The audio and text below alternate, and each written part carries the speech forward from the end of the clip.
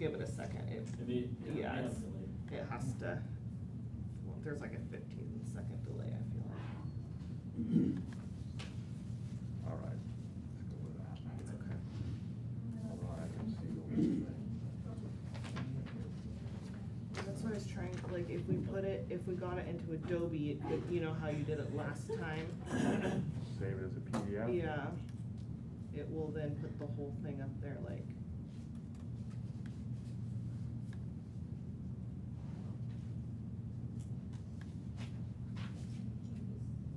Double click that now.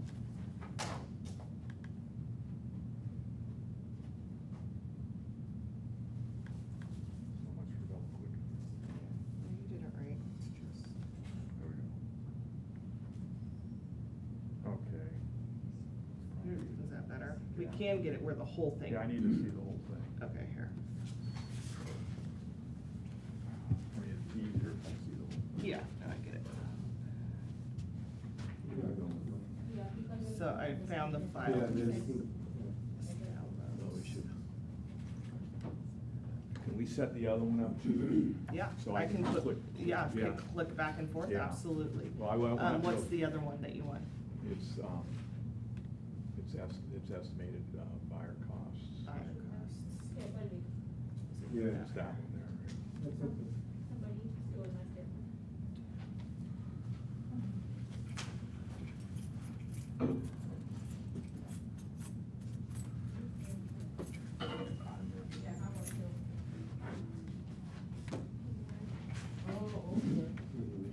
Well, I guess this, but I won't be able to, I won't be able to click back and forth. I'll just bring each one. I don't have to go back and forth. I just need one at a time. So Okay. I don't need to go back and forth. Okay. As long as I have them, bookmarked up on top, so I can. Yeah. That's all. Okay. I'll be on one, and when I finish one, then I'll go to the other.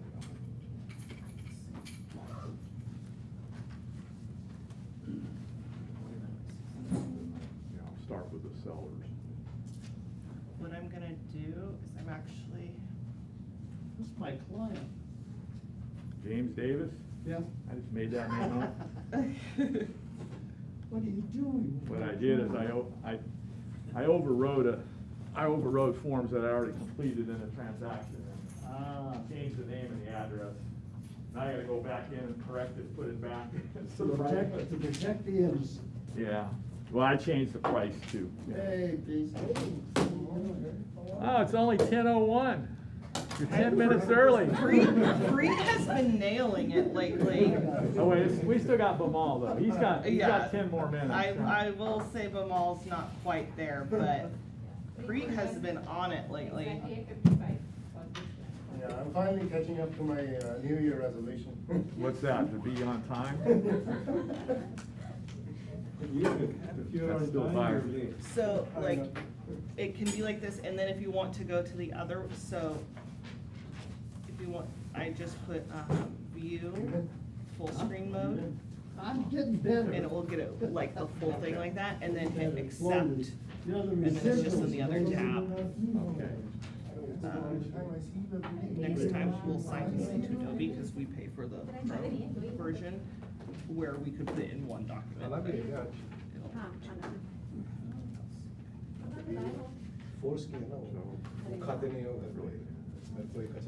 So I'm just gonna go. Save view. Yeah. Let me see if I can get it logged in and.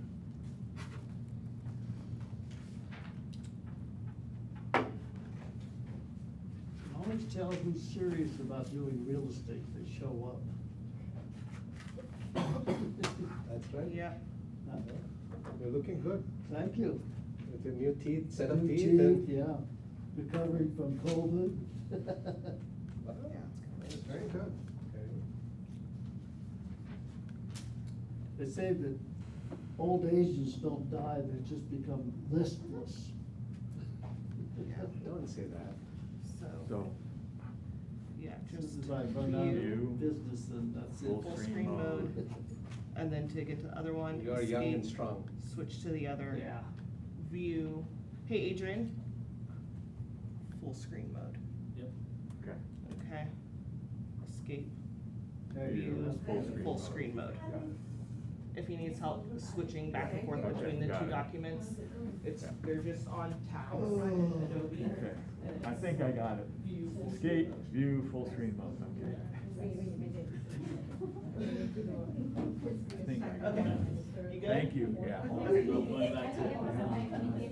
I'll fake it till I make it.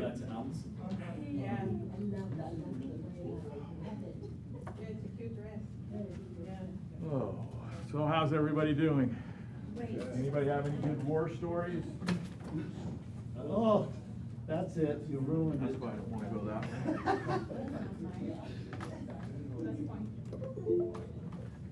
Any good war stories from the last week or so of doing business?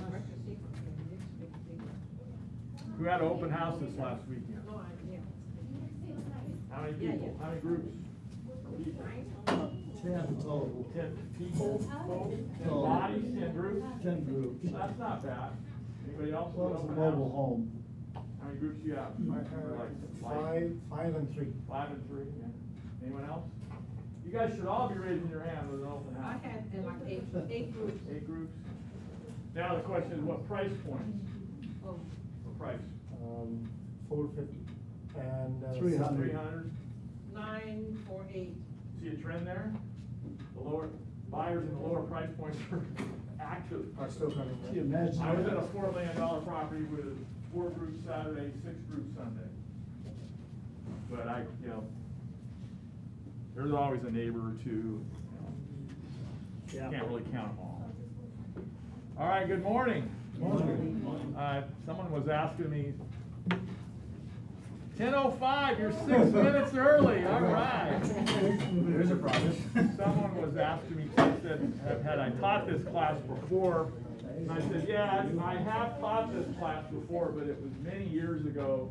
It's been many years, and it was during the short sale days, where we had to figure out what, you know, whether we had a short sale or not, and how much, and so we were pretty active in doing it.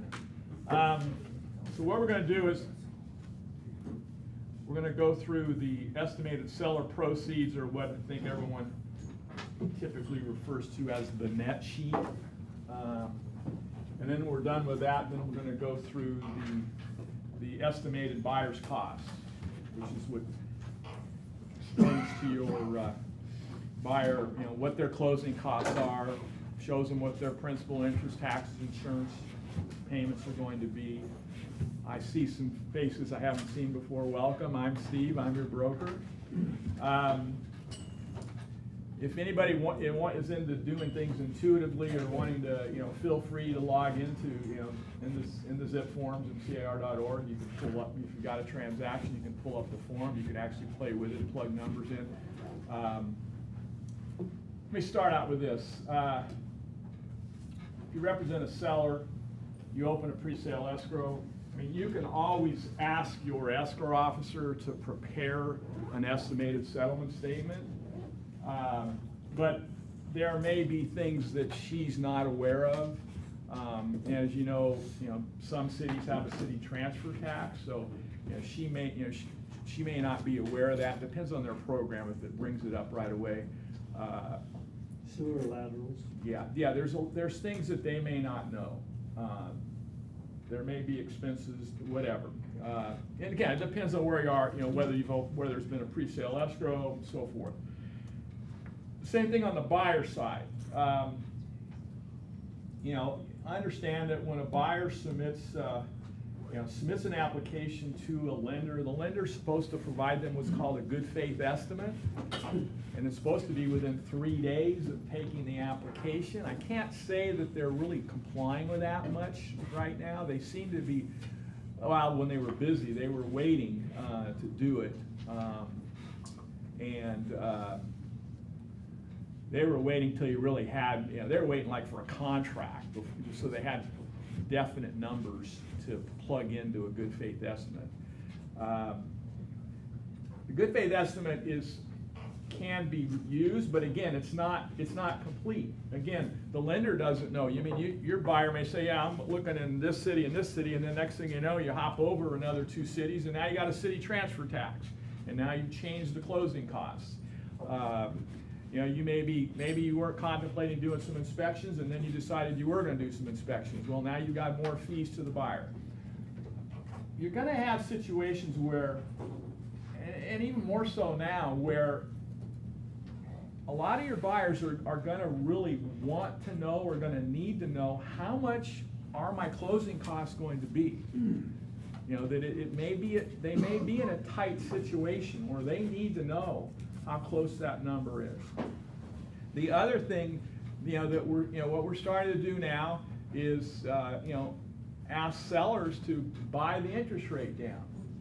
Well, when you're buying the interest rate down, that's going to be a large charge to the seller, but then it's going to be a credit to the buyer, and it's good for the buyers to see how that credit affects their overall closing costs, and whether or not they want to use that full amount, say, towards the interest rate buy down. What I've been promoting and to sellers is assuming that a buyer's going to put 20% down, I'm going to sellers and saying, instead of reducing the price again significantly, offer 2.4% of the purchase price as a credit to buy the rate down. Where did I come up with 2.4? 2.4% of the purchase price is 3% of the loan amount. In the contract, if you're going to use the pre-written field to ask the seller to pay a credit, it says percentage of the purchase price. So to make it easy, you want to ask for a credit as a percentage of the purchase price. But then you've got to determine what is that percentage as a percentage, what is that as a percentage of the loan? It just so happens with an 80% loan, 2.4% of the purchase price is 3% of the loan. Because it's actually, on the lender side of things, it's you buy down the interest rate by paying points. Who knows what a point is, except Jerry? What is it? 1% of the loan amount, not the purchase price. Okay, and when we talk about a buy down, 3% buy down will get you roughly 7/8 to 1% reduction in the interest rate by paying 3 points. Okay? As of right now, as of yesterday, based on a rate sheet that I was provided by my loan officer, the 30-year jumbo was at 5%. A 3-point buy down would bring the rate down to 4 1/8. So it dropped at 7/8%. So everybody understand that math, just so you know where those numbers are coming from. Because in the lender's world, they're looking at how many points do we have to buy the rate down. The reason I'm sharing this with you right now is to get it, because I've got a buy down. I've got a buy down in the seller's estimated proceeds. So I want to explain the whole process to you up front. Does that make sense? Any questions? I have one question. Yeah. This will not affect the 3% limit of buyer's closing costs. On a jumbo, you can go up to 6%. But you understand what I'm saying? Yeah, Will it's- it affect the limit that the? No, you can go up to a total of, on a jumbo, you can go up to 6% Credit. total credit, yeah. Okay. You don't have, yeah, you're What about fine. conforming? Yeah, no, you're fine. Typically 3%. Still, so Yeah. this would affect that 3%? Yeah, that could affect, yeah, Yeah, that's interesting. yeah. But you're at 3%. Basically, you got your buyer paying their own closing costs. Right. But they can still get the 3% to buy the rate down. Okay? So we can't do both. Now, So the 6% is. you of can the loan have amount? 6%, but it has to be actual closing costs. Of the loan amount, or of the? Yeah, of the purchase loan, price? well, it's 6% of the purchase price, but it has to be for actual closing costs. Right. So anytime, there's a clause in the contract that says it's a use it or lose it clause about credits. When you write in a credit and saying if you don't use it all, the buyer gets no, it goes to the seller gets the savings. You can use it all by using it to buy the interest rate down, even if you're buying it down 1/8%. So you should never have an unused buyer credit. But the point I wanted to make was, when you do on the buyer side, let's say you've got this credit of 3% of the loan amount, and then you calculate out all their closing costs and the rate buy down. Depending on the buyer's situation, if they're short on cash, you may want to use part of that 3% to pay their actual closing costs and not buy the rate down as low. Does that make sense? Instead of taking the full buy down, it depends on the buyer's situation. What's more important to them? Cash, saving money, saving cash, or getting a lower rate? There's two different agendas there. The other thing, remember, is when you give the buyer a credit towards their closing costs, you're reducing the amount of cash they come to the table, which therefore gives them cash to use on the house to improve it and remodel it after they close. So they're effectively financing 80% of the repairs because it's being added. It's part of the whole loan tactics. Does that make sense? If they take it as is. Yeah, if they take it as is. Yeah. So maybe a tangential question. Yeah. Seller credit versus, a lot of buyers I've interacted with would rather have the price decrease because in their mind they're paying lower property taxes by decreasing Yeah, the well, price you've got versus- to run the numbers. The first question you ask is, how long are they going to own the home? Is this going to be for a fixed term or an indefinite term?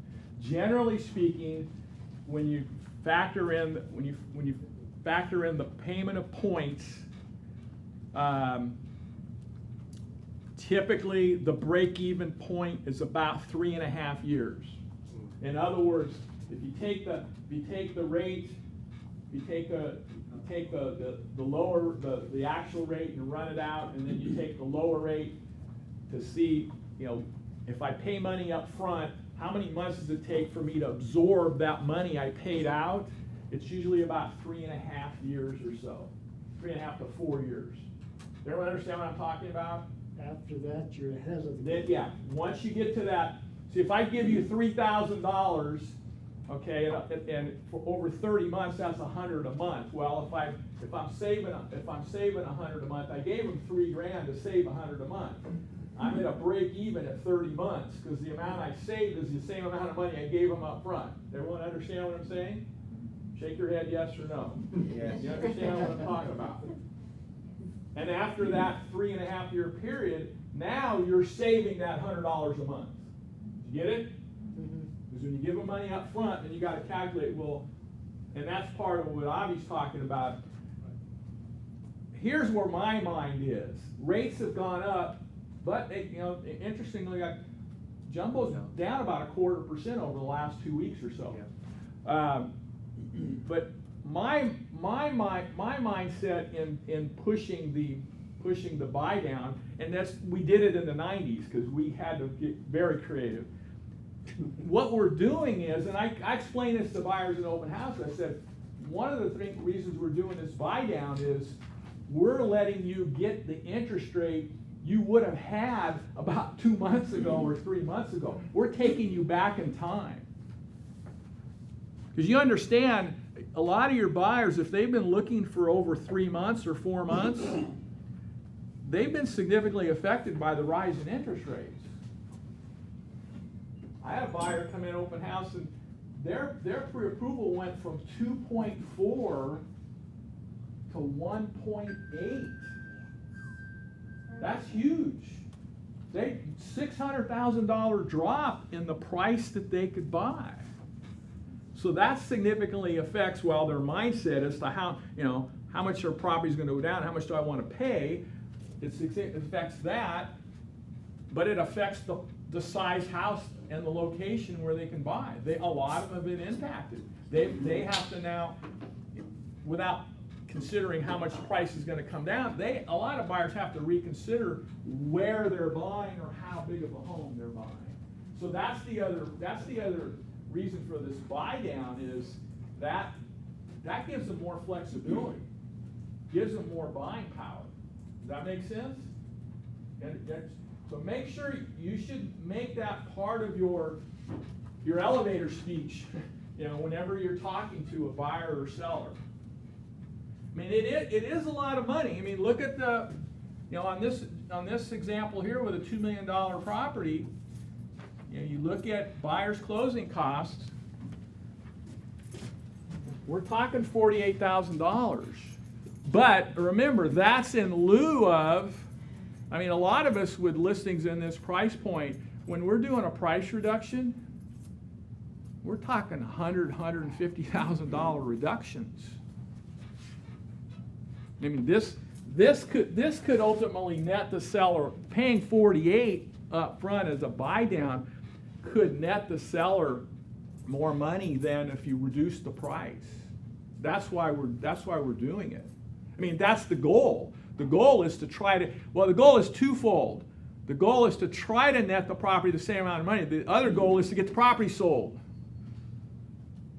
Yes? So the buy downs, if they're gonna keep the property after 3.5 years, is better than the tax, lowering the price for taxes, because the taxes aren't as great. Well, You'd have to do the math. you got to do the math. Here's the thing. I did an analysis. If you do it, here's what you do when you do the buy down. What you do is run it normal, today's rate. Run it normal at the price that they're asking. Run it at the price that the buyer wants to offer, or that they're pre-approved at. And then run it with the buy down and compare the buy down to what the lower price they want to pay. I mean, I did it on a house, and the net difference, the net savings after calculating taxes was $550 a month. It started out, the gross difference was $800 a month, but when I netted it all out, they still saved, including taxes, they saved $550 a month. That was the difference. And $550 a month could be a lot of money to a lot of buyers. That's what, we get spoiled with this high prices on, but and look at, because of inflation and everything else, people are more careful and concerned about how much they're putting out in dollars. Because remember, this is the other piece of it, guys, is, and some of you guys that hear me preach this all the time, and I mean, I had a buyer the other day that, the wife was all doom and gloom, and I sat there, and there's a millennials, and I told them, I said, if you're buying a home, remember this script, if you're buying a home to own for an indefinite period of time, the price you pay for the property is irrelevant. The only relevant number is, what is my monthly cost, and can I afford to pay that? And do I feel secure in my employment? Because if you're going to own it for an indefinite period of time, it is going to go up in value over that period of time, no matter what. It doesn't matter if there's little dips like we have right now. 5 or 10 years from now, people are they'll look back and go, doesn't really matter what I paid for it then, as long as you could afford it. See, that's what you need to get in people's heads. They got to stop worrying about the price. If you're financing, it's the payment that matters. Because you're not selling it in 6 months, or in 2 years, or in 5 years. Does that make sense? That's what you have to hammer home to these people. Like I said, you could run the numbers, and this, paying a little bit more for it, but getting that credit, saves you $550 a month. That's a big deal. You don't get hung up on the price. Remember, at the end of the day, it's got to be a win-win situation. That net price has to be attractive to the seller, too. But, like I said, it helps get the house sold. Because that's the other challenge right Which now. might be important. There's a lot of sellers sitting out there that would love to have a buyer come along and say, yeah, I'll make an offer on your house if you buy my, sure, I'll do that. And if the numbers make sense. Does that make sense? Okay. I'll get off my Steve, we Yeah. have to educate I the know. sellers and we have to educate the buyer. Obvious buyer has a mindset, taxes. Just Yeah. to lower the price, lower taxes. But you Not- understand now, you run the numbers and show them, because I did it. Because I would get that, I said, the tax is only affected at $50. It was 800, it turned out there was a 600 savings. When I factored in taxes, it was still, it affected at $50. It was still a $550 savings. And then we're not even getting into, you got the tax deduction and all that, but it's, with salt, it's not that great right now. But in any event, you guys have heard me say this before. I bought my house in 1996.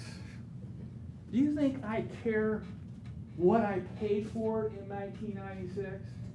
Whether I paid 10% or 20% more or less, it means nothing now.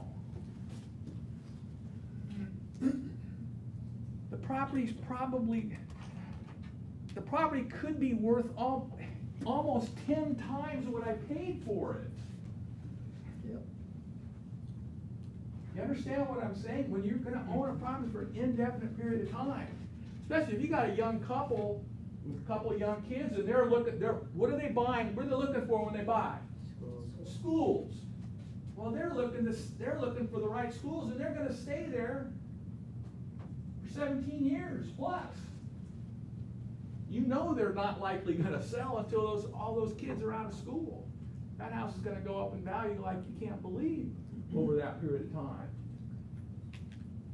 Remember, the national annual appreciation rate is 4%. I put California at probably 7 or 8, and the Bay Area is probably higher than that over an extended period of time. We're basically, up until right now, you realize that as of March,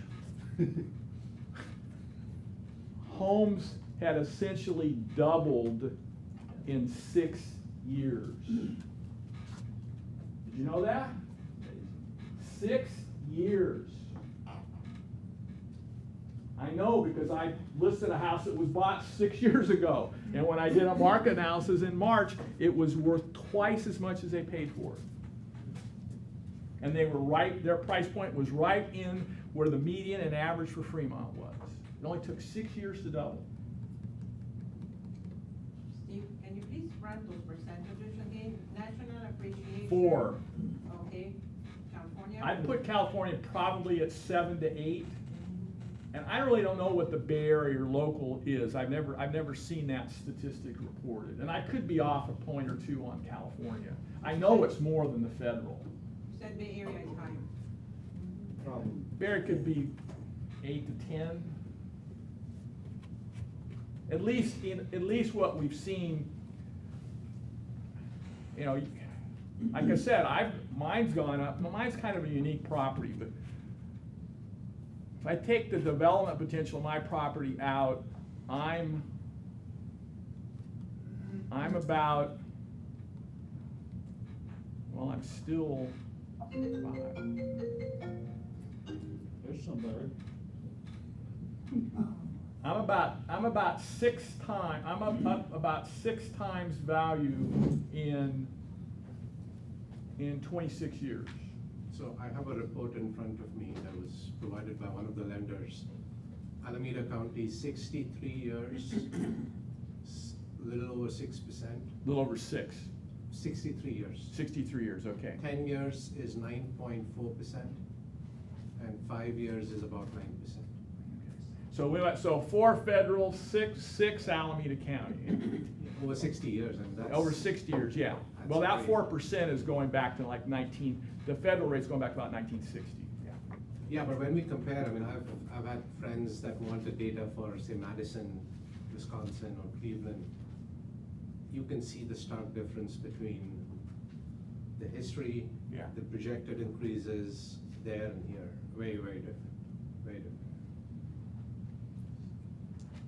Yeah, I mean, just like I said, if you go way back and look at prices, I mean, the house I sold in 1996 for $245,000 is selling today for about $1.4 million.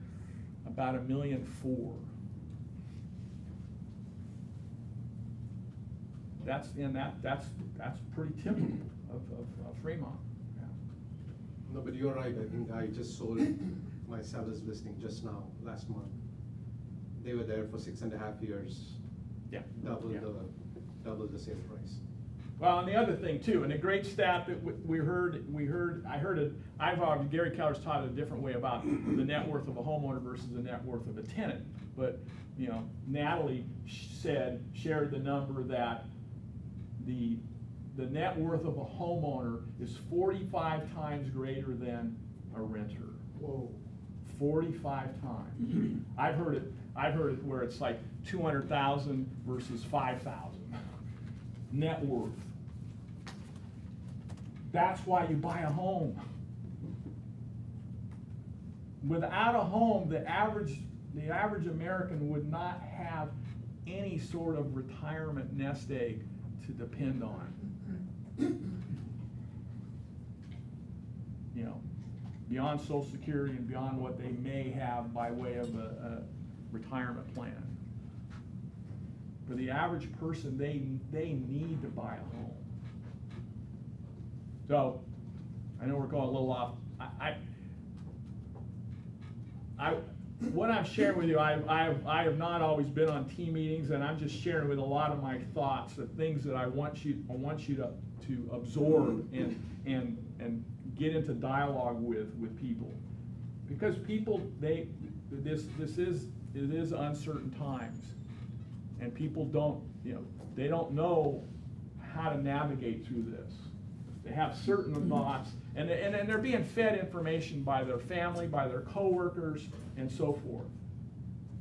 And we have to be the experts. We've got to be the neighborhood experts. We need the staff to be able to. That's what you need to work on. The reason that I do this and the reason I'm teaching this is because I feel this is part of your value proposition. Being able to do this.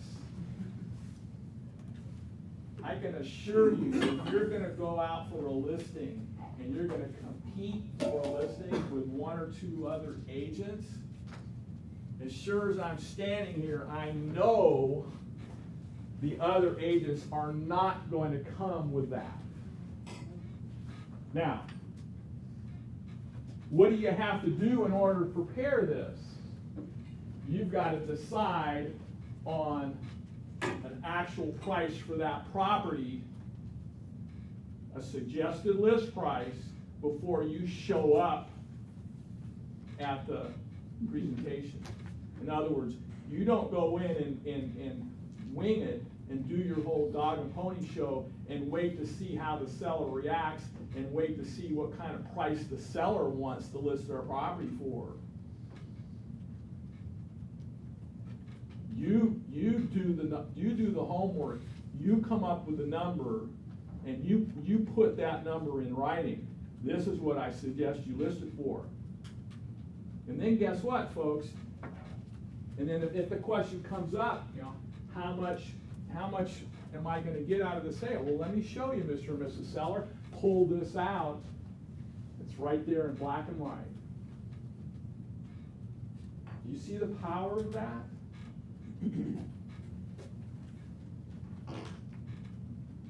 There's 3 times as a listing agent, there's 3 times where you can use this form. I just shared one at the listing presentation. And here's the thing, here's the other thing, folks.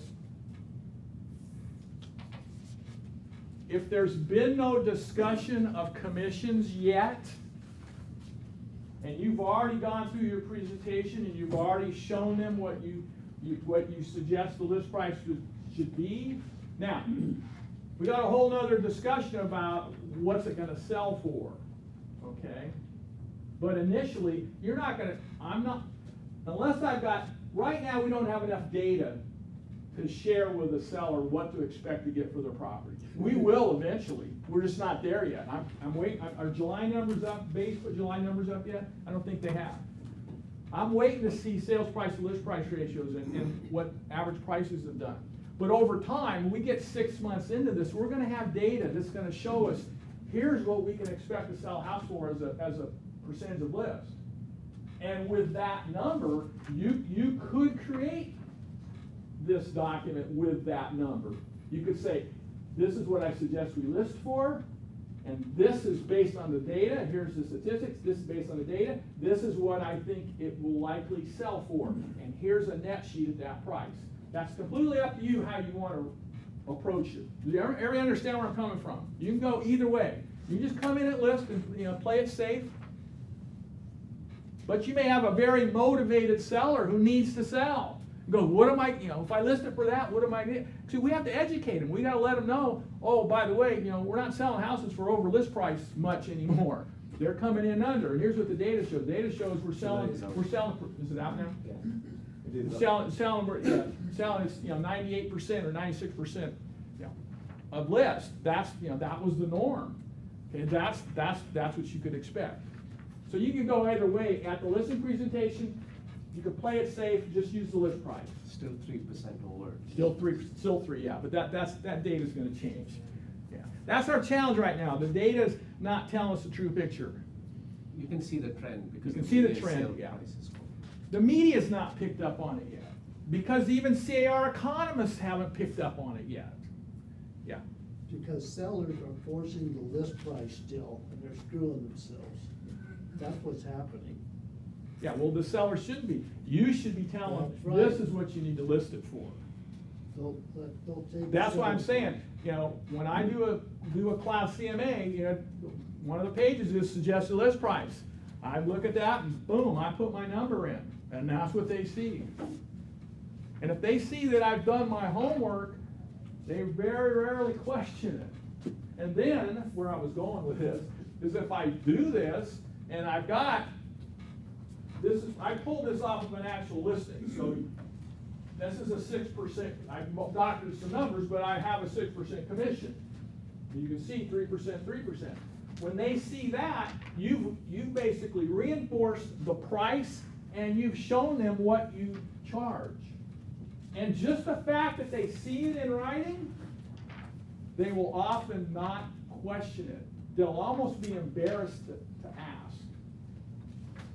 Okay? Now remember, if you're competing, I told you, the other two or one or two aren't going to have this. You can get in a dialogue, who comes in first, who comes in last. If I come in last, I know I'm showing them stuff that they have never seen from the other agents. That's all about value proposition. All right. Any questions? Yeah. Steve, what stats do you bring to the listing presentation to show them? The number one thing I bring, I gotta confess, guys. After having been doing this for almost 33 years, I don't go on very many face-to-face listing creeps. Now COVID's had something to do with it too. I'm pretty much email the CMA off to the client. Look at it, got any questions, come back, okay? But the number one thing I take face-to-face is that man's graph. His active pending graph. Because that lets me explain to him exactly where the market is and where it was and where it's likely headed. That graph answers so many questions. And I was using all the other, other charts, other things that you were doing, you were preparing. I'd give them Bay East. I pulled the Bay East. I use primarily the Bay East and your active pending graph are the primary ones that I use. But then I will rely on the data for my CMA too, to look at what my CMAs tell me as far as days on market, sales price to list price ratio, and so forth. I'll rely on all that as well.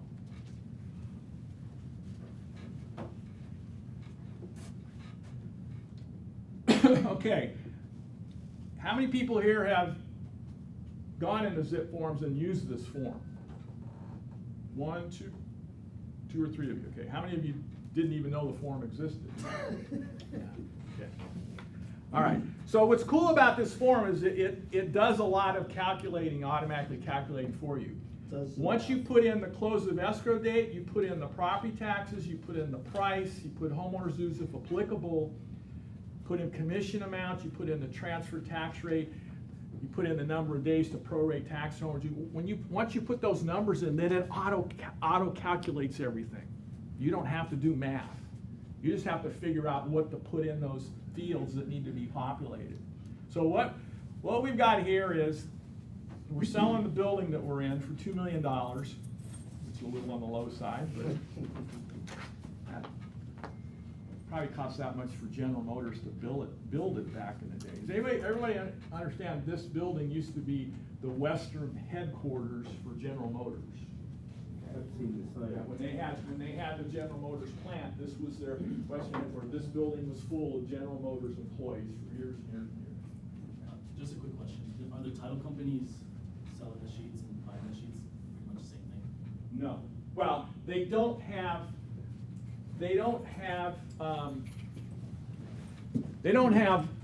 like this information here all laid out, okay? They don't, it's a different format. The problem with the title company, like I said earlier, they don't know everything that may be going on in your deal. Right. That's why I don't rely on them. You can do them. That I shared with Wanda the other day. Let's say you get a call on Friday to meet with a seller over the weekend to list their house. You gonna get a hold of the escrow officer on Saturday or Sunday? No. Good luck. You're gonna be winging it. So it depends. Timing could be an issue. You just tell them wait till Monday. Here's the thing, Adrian. It's more powerful when it's prepared by you and not a third party. But you can use some of the information from that. What's that? You can use some of the information. Well, yeah, from you can that, ask them, but yeah, if you don't know the information, yeah. Yeah. Okay. I'll tell you how you can get, where you can get all this information. Loan payoff. So you put in your seller's name, the date, the address. Typically, you're dealing with conventional financing. Now, what you have to do is you got to project a close date. So normally we expect the close date's going to be 30 days out. So you've got to figure out. What I do is I go, all right, I'm sitting down with a seller today, and we're going to list the property, and it's going to go on the market on this day. And how long do I think it's going to take to sell? And what's the likely escrow? The likely escrow is going to be 30 days. So let's just say it was easier 3 months ago, but let's just say our expectation is we're gonna get your house sold within 30 days of going on the market. Fair enough? Used to be we could say 10, but now it could be 20 to 30 days. So let's just say, Mr. and Seller, from the day we go on the market, which is going to be that date, my expectation is that we should be able to get an offer for you within 30 days, and that will likely ask for an escrow of 30 days. So now what you're doing is you're looking at the calendar and going 60 days out from the day you hit the market is your estimated close date. The reason I'm being so anal about this is because there are prorations that have to be done based on the close of escrow date, primarily property taxes and the interest on the loan. If you're trying to give the seller the most accurate estimate of what their net is, you got to include property taxes, especially when you got expensive houses with a lot of property taxes. The other thing, folks, that I didn't say in the beginning, the other reason that I do these is because who's our typical buyer, or seller or buyer? Who's our typical client? What do they do for a living? Engineers. Do engineers like numbers? Yeah. Yes. Engineers love this stuff. This is what engineers like to see. And engineers like when you know this stuff and you can show it and share it to them. That's the other reason you do it. Don't keep them in the dark. Give them all the data you can give them. And it's more powerful when it's coming from you and not, see, it's part of our value proposition. I'm not really providing a lot of value if I go, oh yeah, here's a statement, I had my escrow officer prepare it. So you're making it look like, you know, we don't do that much, we rely on, because that's the perception, is that we don't do that much. We just do quote paperwork, and all these other third parties do all the work. Get it? Yeah, but yeah, you can ask the escrow officer to give you an estimation, and you can rely on those numbers if you don't know how to do them. I'm gonna show you how to do them yourself. But on the buyer side, yeah, you ideally want them to provide you with a good faith estimate so that you know what that lender's actually charging them. And I can give people estimates based on experience, but it's always nice to have their actual estimate. So here we've got, I just went 30 days out from today, which is the closing of September 8th. These are sales price of $2 million. On this particular property, the actual property taxes were $14,385. And I put down the rate is 1.2%. Now, all of you should know that when lenders do qualifying pre-approvals, they use a tax rate of 1.25%. But if you want to get anal and get down to the actual rate, you can take the tax bill and calculate what the effective rate is. Because the tax bill has two components. It has the 1% or more as a percentage of the assessed valuation, and then it has a bunch of fixed fee assessments. And when you combine the two together, you can determine what the effective tax rate is. It varies from city to city. Fremont's about 1.2. This is the Fremont price, about 1.2. Union City's higher, quite a bit higher. Newark's higher. Newark's higher. And there are some cities, there's a development in San Ramon that's like 1.75%. Melrose. What is? Melrose, right? And That's Windermere. Windermere, yeah, Windermere's like 1.75%. But it's gonna sunset in a few years. Yeah, and then, yeah, most Melrose sunset in 20 years, typically. Be careful, you know, watch out for PACE loans on tax bills for solar systems. Then you look at the fixed fees and I go, what's this guy paying $3 grand for? Oh, he's got a PACE loan for the solar system. Now that doesn't go on forever, but it does affect the effective tax rate for a while, if it's going to stay. So my point is, you can do it easy. You can go 1.25%, or if you want to pull. Now, does everyone know how to find a tax bill? You go just Google Alameda County property tax. You pull up the site for the county, plug in the address, and you can see the actual tax bill. You can see all the numbers. It's all right there. How do you get the net? How do you? I'm sorry. You add the tax based on the assessed valuation, plus you take all of the fixed fees, you add them up as well, and then you divide that into the total, the assessed value price, and that gives you a percentage. You add the two together and then divide it by the assessed value, and that will give you the effective percentage. Assessed value, not what they bought it for. Assessed value It could on be- the tax bill. Yeah. It shows the assessed value right on the bill. And if you don't want to add, it also shows you the total. So you can just do total divided by assessed value. Yeah. Yeah.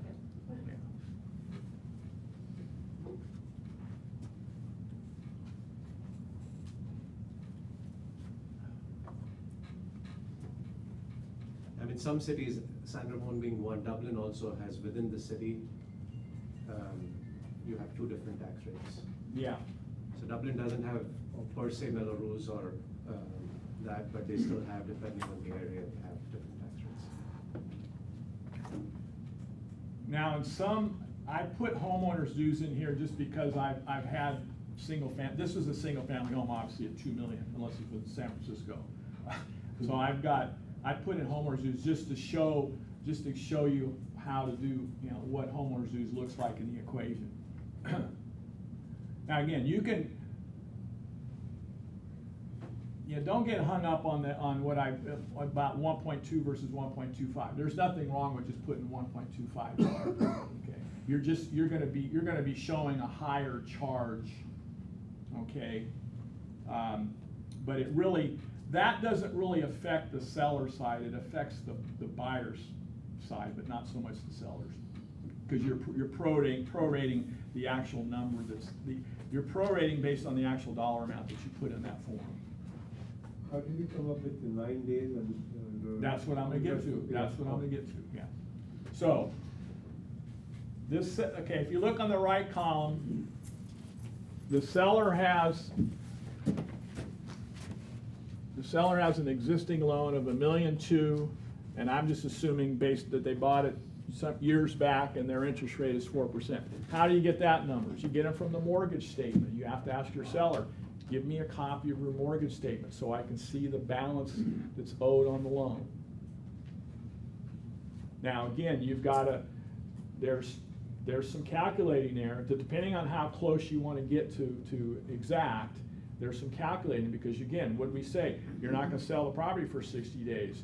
So there's going to be interest and principal payments for the next couple of months. So the loan balance is actually going to be lower. Now you don't have to go to that extreme. You can go off of the current numbers and just explain to the seller that when we do close, your loan payoff's going to be less than this by approximately how much your monthly payments are. You know, you don't have to get that anal, okay?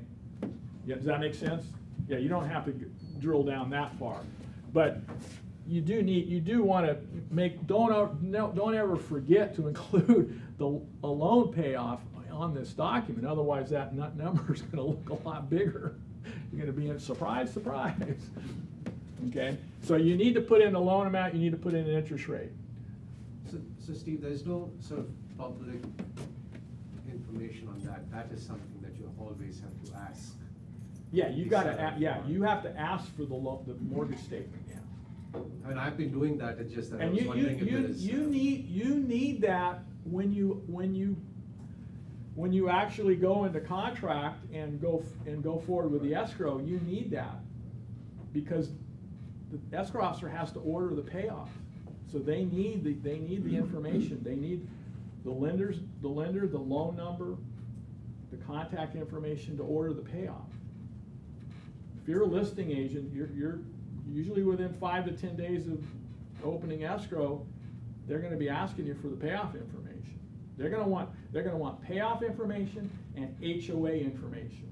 And HOA is very critical. Don't assume the escrow officer knows there's an HOA.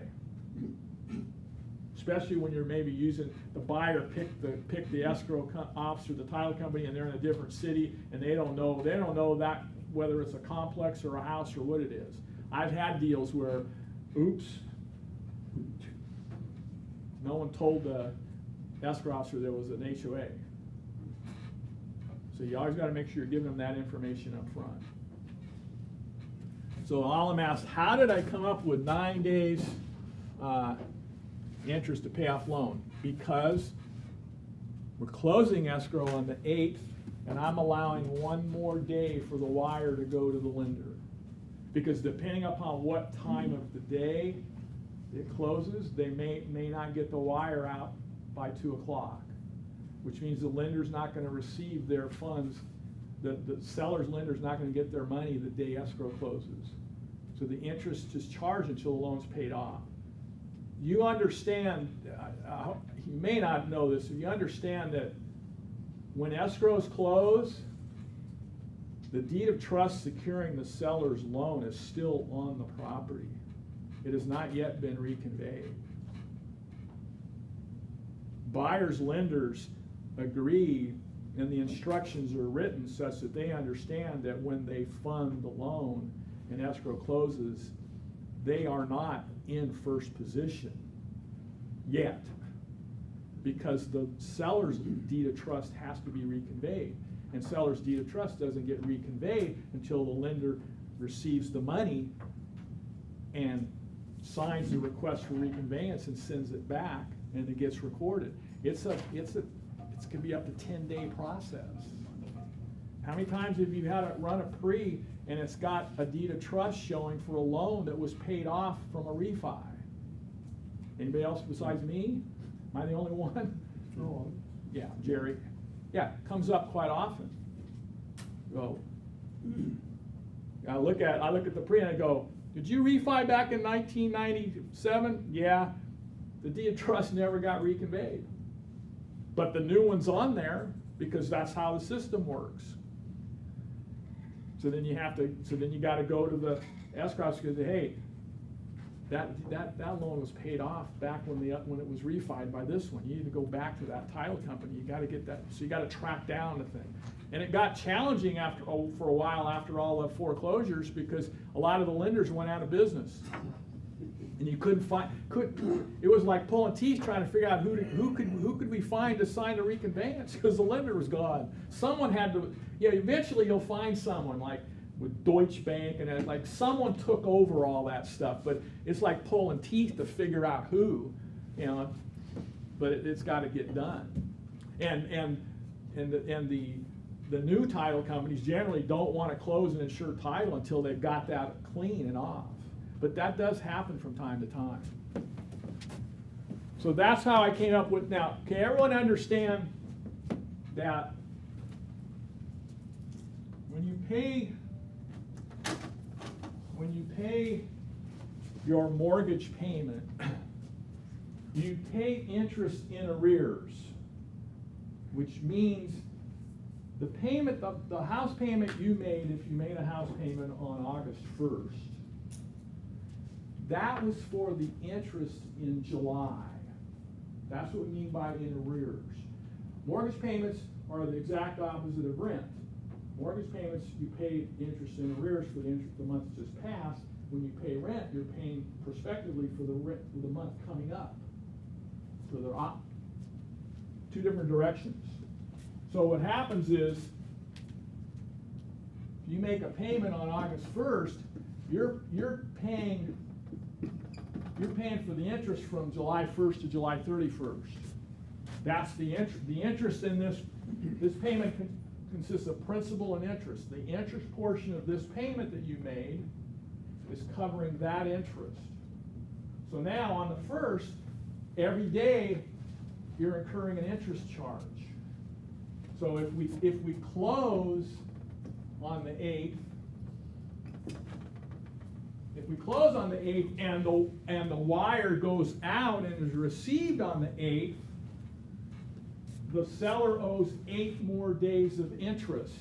And that's what this is. Interest to payoff date. What I do is because you could have potentially a late closing, so I'll add 1 more day to cover a wire going out the next day. Either way is fine for purposes of this document. I just wanted to show you there's 2 ways to do it.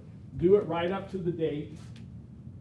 But the problem is, guys, you're gonna have some anal sellers who are expecting to see that money, expecting to see that paid off, and they're gonna get upset if they get charged 1 more day of interest. Mark my word. If you're in this business long enough, you'll get someone pissed off about that. So that's why I cover that. Say, we can't guarantee you're going to get, the loan's going to get paid the day of close. I'm adding another day. Does that make sense? So again, and the program, once you put the days in, because it knows this and this, it automatically calculates the 1,200. Does that make sense? Everyone got it? Haven't lost you yet? I'm on this car form, but I entered 9 days, it's not. Because you don't have a loan, you have a loan amount and an interest rate? Yeah. Well, it should. Did it on mine. Oh, wait. You need an interest rate. Yeah. Got to have an interest rate. It can't calculate an interest without the rate. Okay, now. Now you got it. Automatically. Yeah. Interesting. Okay? Okay, got it. Now, if you have a second loan, then you got to put the same thing for the second loan.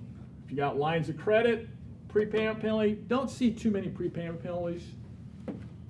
And then demand and reconveyance fees. This number can vary from lender to lender. I've seen it recently as high as $250. But then I had one earlier this year. It was $20. Huh. Lender didn't charge $20. They didn't charge that much. But this is kind of, 250 is kind of typical. Again, that's about, unless you're gonna pick up the phone and call the lender, that's a safe number to put in there. That's gonna cover it no matter what it is. It may be on the high side. You gotta remember, what's this say? Estimated, okay? So that takes care of your existing lien holders. Now you got escrow and title charges. Now this is a property in Fremont, which is Alameda County. Alameda County is what we call a buyer pay county. That means the buyer pays for title and escrow, not the seller. Now if you cross over into Santa Clara County, what is Santa Clara County? It's a seller pay county.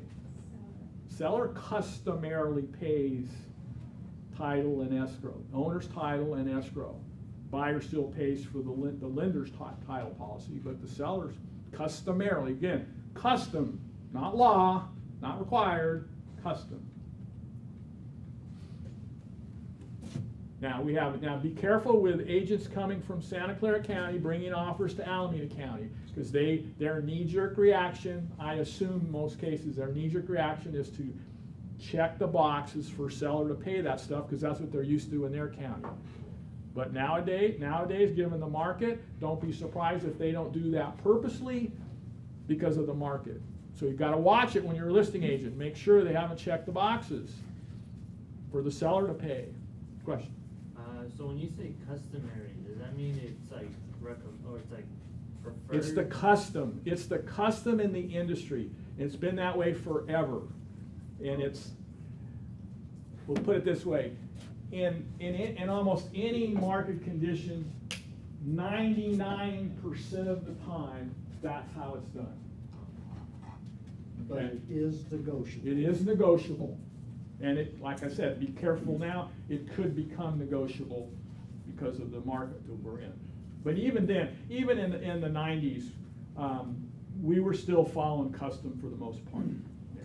It's not that, like I said, I'd almost bet if you ran the data, you'd be at 99%, or real close to it. It's almost across the board. So if the seller says like. See, we have what's called our title companies provide us with a Northern California or Southern California closing cost schedule, and it lists every county, and it lists title insurance, escrow fee, transfer tax, county, city, and it shows what's customarily paid. Okay, most counties are buyer pay counties, but there are some where it's seller pay. And you got to remember, if you're a buyer's agent, again, understand, if I'm representing the seller and I've prepared this for the seller, am I showing the seller paying any escrow fee or title insurance? No, because they customarily don't. But if I get an offer that has it in there, then I've got to explain to the seller, Mr. and Mrs. Seller in Alameda County, the buyer normally pays that. At this offer, the buyer's asking you to pay it. So those additional fees are going to come off of this number. Now, I mentioned earlier, I'm glad you asked that question because it reminded me. I said there's 3 times when you can prepare this form. The first time we already discussed. When's that? Listing presentation. Now, if you're listening to what I'm saying, when's the second time? After the offer. Presenting the offer to the seller. If you want to go the next step is when you present your offer to the seller, you pull this form out again, and you fill it out based on the terms of the offer. And then you can compare the two. See, so if I had an offer that came in and it asked for the seller to pay escrow and title, then I'd have this all filled out and there'd be more numbers there, and this would be a lower number. Okay? But if it's not in the offer, they wouldn't be there, and it'd be more apples to apples comparison, except for the price would be different. Does that make sense? So that's the second time to use this, is when if you've already done this once, then it's a very powerful tool to do it when you present the offer. Don't let them try to guess or calculate what it is. Another thing I'll share with you, when you talk to people about, when sellers call you and you're talking to them on the phone and find out, why they're doing it and so forth, and sometimes they won't, and all they're thinking about is the price and the net, based on the, and based on the commissions and stuff. They forget the loan payoff. They don't think about that. They go, oh, I still got a loan. And the other piece that they don't understand too is, when it comes to calculating their capital gains tax, the loan amount is irrelevant. Has nothing to do with it. So you have to make sure they understand this isn't their capital gain. Everyone understand that? That's not their capital gain. Whatever that number is, with the exception of interest and property taxes and insurance, you've got to put that loan principal, you got to put back in there to come up with the estimated gain. See, most of these costs are all reduce the price to come up with the realized price to come up with capital gain. But your recurring closing costs are not used. That's interest, property taxes, and homeowners insurance. Those costs they don't come off the price because they're recurring costs.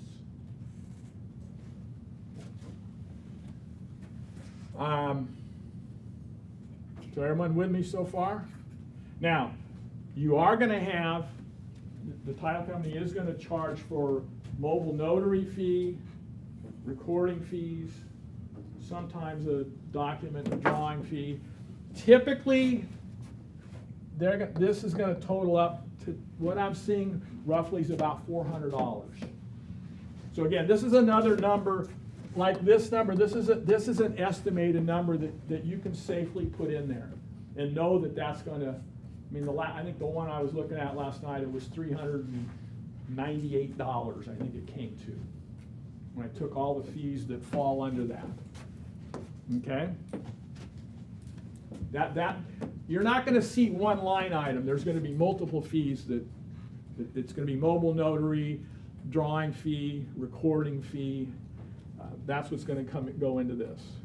The next thing is the important part, what you get paid.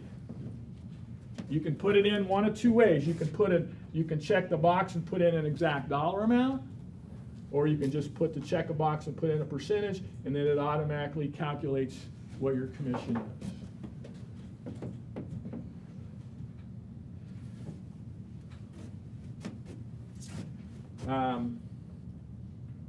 If you're lucky, you double end it. So you're getting both of those. Not a bad payday.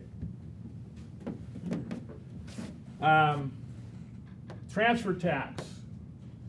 In all counties, it's $1.10 per thousand.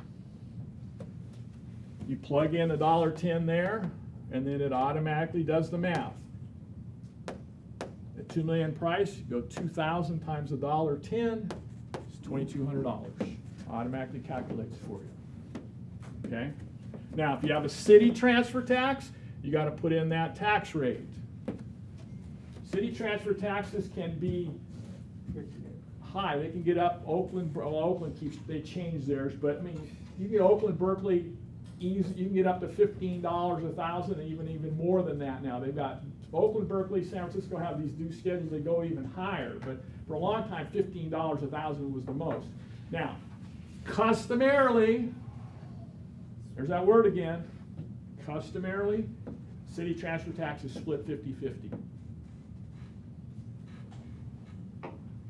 But do the math.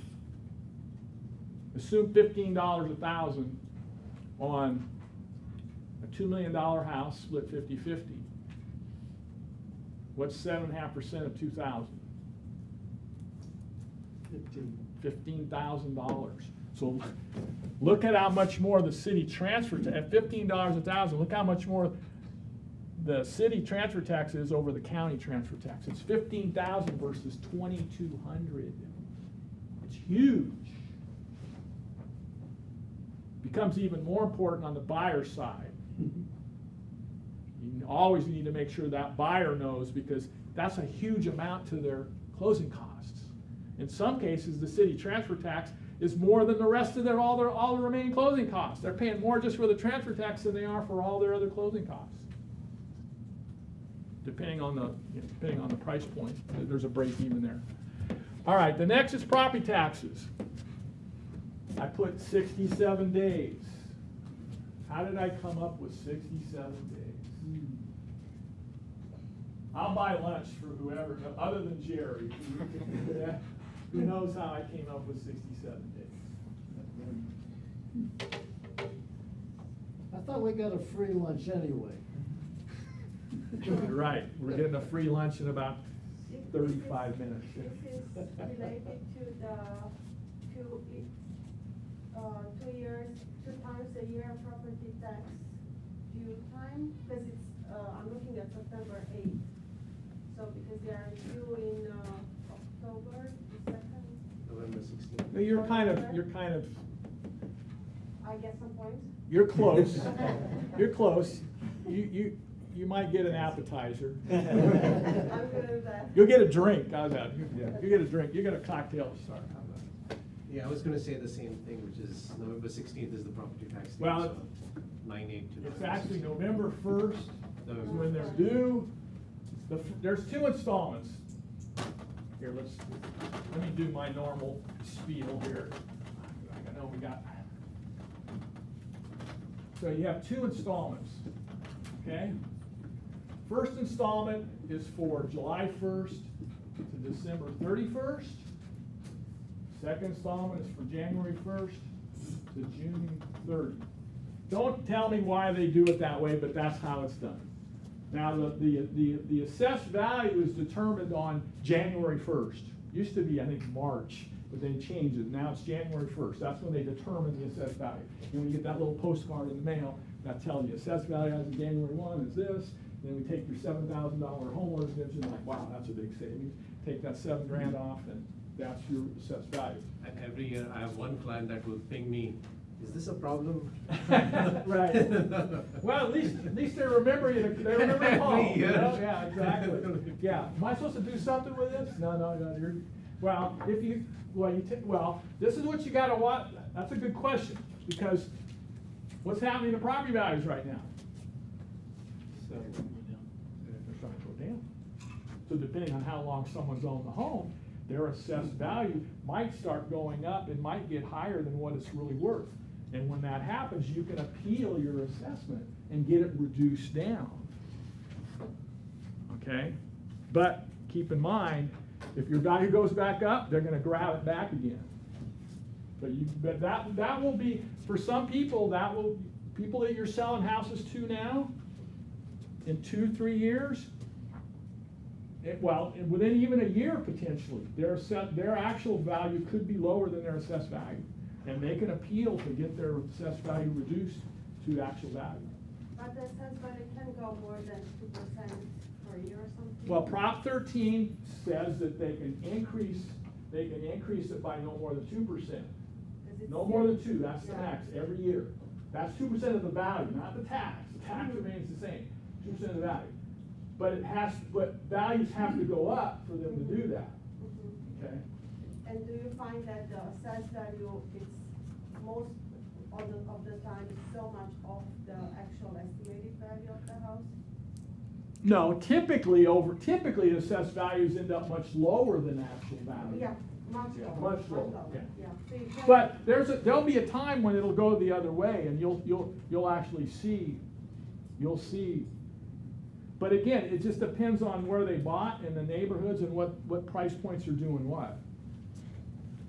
So back to this. So you've got the first installment's due November 1st and is late after December 10th.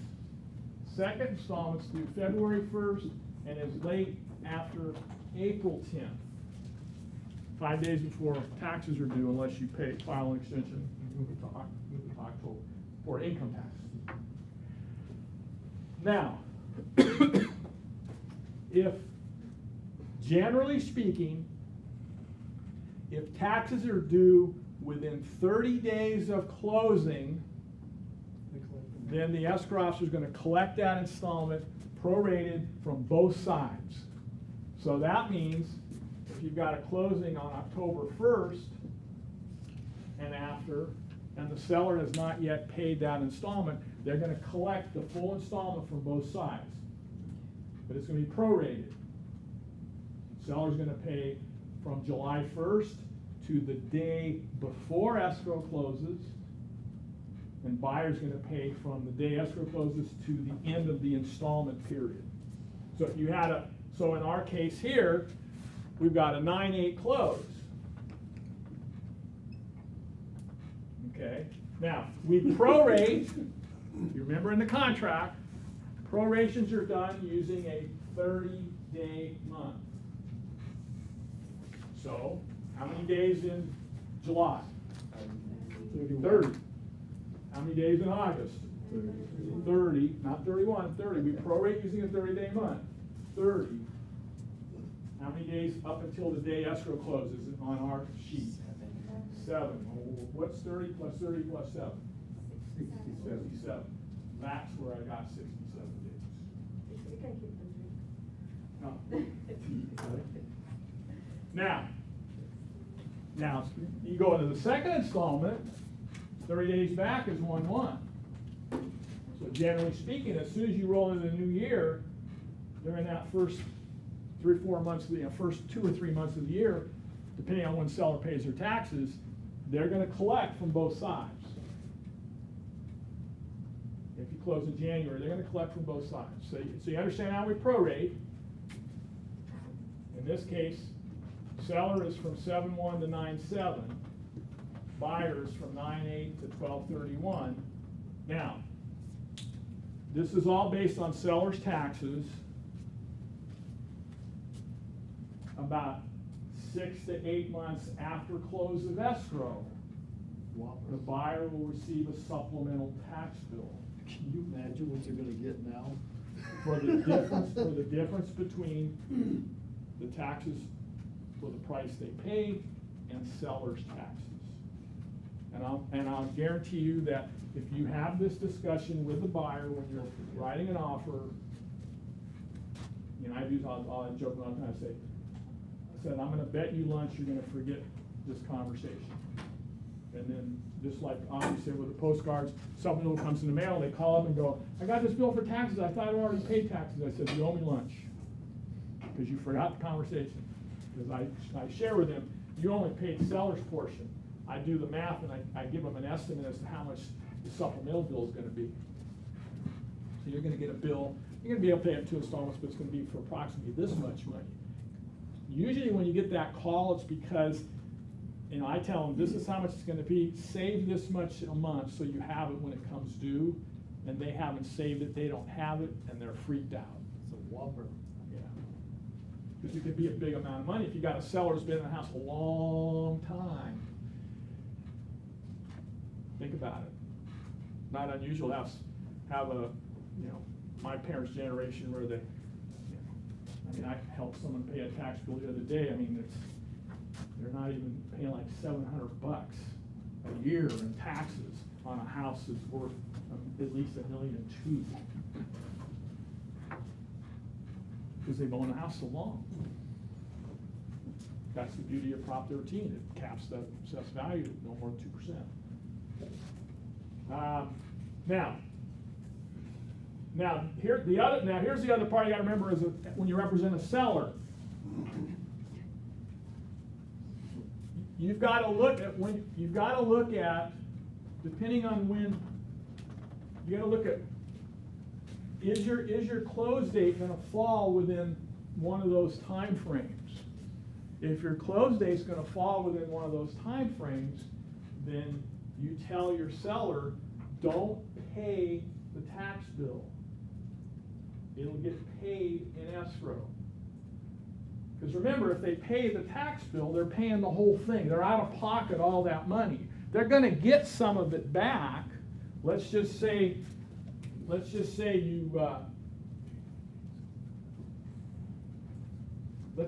close escrow on November 1st, and they've already paid the tax bill. They've paid the full installment. The buyer is gonna owe them 2 months taxes. So they will have paid out the seller will have paid a 6 months payment, and then has to wait until close to get that 2 months back. Why pay the whole bill if you only owe part of it? So I just tell my sellers, don't worry about paying the bill. It's gonna be paid in escrow. The only thing you gotta watch for, folks, is this date. If your close of escrow date is approaching the 10th of December or April, you may have to pick up the phone. Say all of a sudden you got an unexpected extension. You may have to pick up the phone and call the seller and say, you need to go online and pay that installment because we're not closing escrow by December 10th or April 10th. Otherwise, you're going to have a penalty. You're going to be charged a penalty. Everyone understand what I'm talking about? Nod your head. Am I losing anybody? And that's important. I mean, I'm real anal about that. I hate to let that slip through the cracks. I put it on my calendar. Call, on the 9th, I said, call seller, pay taxes, to remind myself. When I told them, don't worry about it, don't pay it. You never know their financial situation. It may be a financial hardship to pay that installment. So it's a relief for them to know they don't have to pay it. Does that make sense?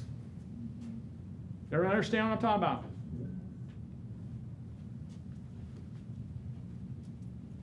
I think that's enough for that. Any questions on that? Everybody understand that? Again, you're gonna have, now, again, you got two situations. Seller's paid the taxes, or seller hasn't paid taxes, and then you're just gonna, that installment's gonna be prorated. Right now, in our scenario, because we're closing September 8th, the seller's being charged, the buyer's not being charged anything or paying anything in escrow, but the buyer's gonna pay the full installment. But the buyer, okay, but the buyer's getting a credit for that amount of money. See, the buyer's gonna get a credit for that amount of money because It's a seller they have to expense. pay the whole bill. Now, I can't remember if I put that credit on the other side. I may not have. It was late last night. I can't remember now. Does everyone understand that concept? You're all looking down, not looking at me. Okay, let's move on. Homeowners dues. Homeowners dues would be typically as of the close of escrow. So I've got 8 days there. So the $100 a month prorated 8 days, 27. This is the buy down credit we were talking about. That $48,000 is 2.4% of the purchase price, which is 3% of the loan amount. This is your natural hazard zone disclosure report, $99 usually the typical charge. Now on inspection fees, I mean, if you're doing them doing inspections in the contract and the seller's being asked to pay them, then that's where you would put the cost of the fees here. If you're doing any work, any repairs, that's where you'd put the repairs. There's a home warranty. Typically, the buyers will ask the seller to provide a home warranty. There's different schedules and fees for the amount of coverage. The one company I work with, if you get the whole 9 yards with a comprehensive with a refrigerator, washer, dryer, and all that, it's like $780. All the companies have their schedules that you can fee schedule. You can go online, pull up their fee schedule for California, and then figure out what that looks like. So this line item for corrective work repairs, that's sort of the request for repairs if the sellers are agreed. Yeah, or let's say that in the contract they requested repairs. Okay, but not sort of the remodel that No, they may no. have done, because They're already paying for that. That See, will go against the capital. That's a cost of sale that's in the capital gains calculation. This is a net from the sale. You don't want to run, if you don't want to run the payment of any pre-sale repairs in your escrow, because now you're tipping off the underwriter that there was work done, and then he or she may question what work was done. Was it pest control work? Then I want to see the report. So you don't want to, you want to keep reports and pre-sale stuff away from the underwriter. So you don't want that involved. Now, if your contract calls for a pest control certification, let's say you're doing a VA deal and you're asking the seller to provide a Section 1 certification, that's fine because it's in the contract and it's fully disclosed. But if you don't have a loan that requires the Section 1 certification and you're not doing one and you're not doing any pest repairs, you don't want the lender or the appraiser being aware that there exists any pest control inspection or any other inspection for that matter. Rents and security deposits, yeah, if it was a rental property, then there may be some security. If there's security deposits, they would be charged to the seller. They can be charged to the seller and credited to the buyer who's taken over. VA, FHA discount points and fees. Again, if you got additional fees for VA or FHA, you can go there. If you've got an HOA transfer and or move out fees, I put a separate line on for the actual documents and the demand. Now here, I put this reimburse Steve for inspection reports. What I generally do in almost all my listings is I pay for the inspections, the pre-sale inspections, property inspection, pest, whichever it is. I typically pay for all those. My listing agreement says that the seller is to reimburse me for all fees advanced by, seller to pay for all fees advanced by listing agent. So I let them know. They go, what that mean? I go, because just for sake of convenience and ease, I will pay for the upfront inspections, and this says that you're going to reimburse me either at close or a cancellation of listing. One way or the other, you owe it per the listing agreement. And then I put a line item in here. Here it says reimburse Steve for inspection reports, $1,100. Okay, that was 2 inspections. That was a property and a pest. Now on the settlement statement, it's just going to say reimbursement to Steve Pierce. It's not going to say what it's for. It just says reimbursement to Steve Pierce. And then that's a line item. And then I actually get a separate check from the title company out of the seller's proceeds reimbursing me for that. See, and by doing it that way, that gives the seller an itemization of all the expenses that were paid at cost of sale. Because that's, the CPA go, what's this for? That was for inspection reports. Oh, okay, that's another cost. So this is That way, that helps them not to forget to tell. Because the challenge is if the seller pays stuff on their own, they may forget to, depending on how good they are at record keeping, they may forget to tell the CPA the stuff they paid for by depends on how good they are record keepers. It's just, the more you can keep on the settlement statement, it just puts it all in one tight place for them to give to the CPA.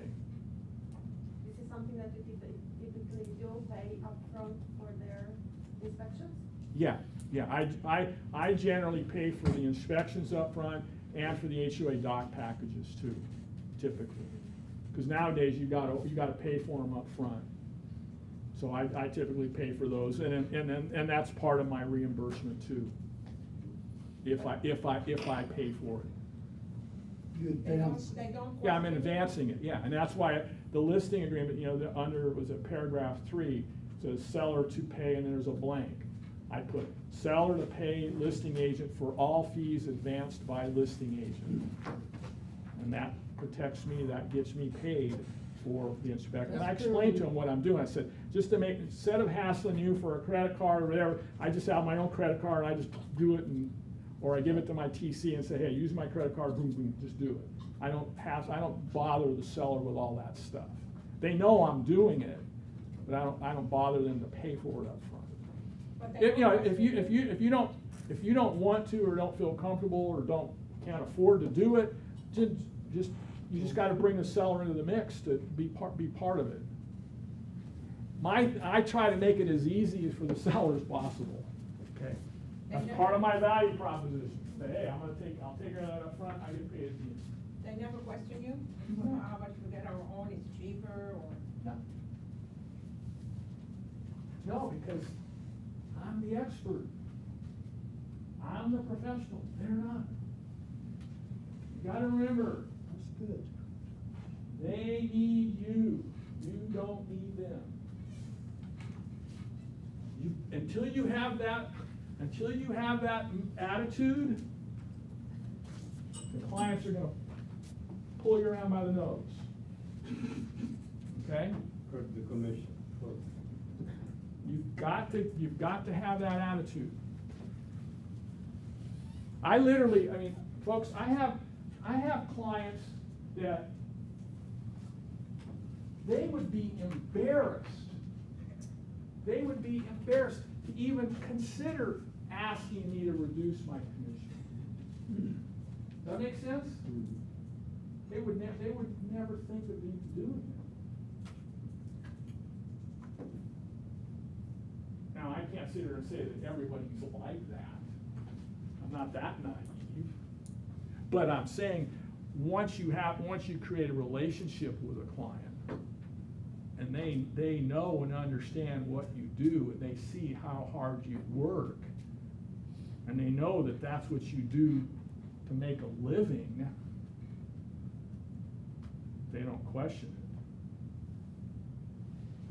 But then they do know this, they know they can pick up the phone 24/7, and I'm gonna be there, and I'm gonna help them any way I can, and I'm not charging them for, guess what, guys, do you think people call me for legal advice?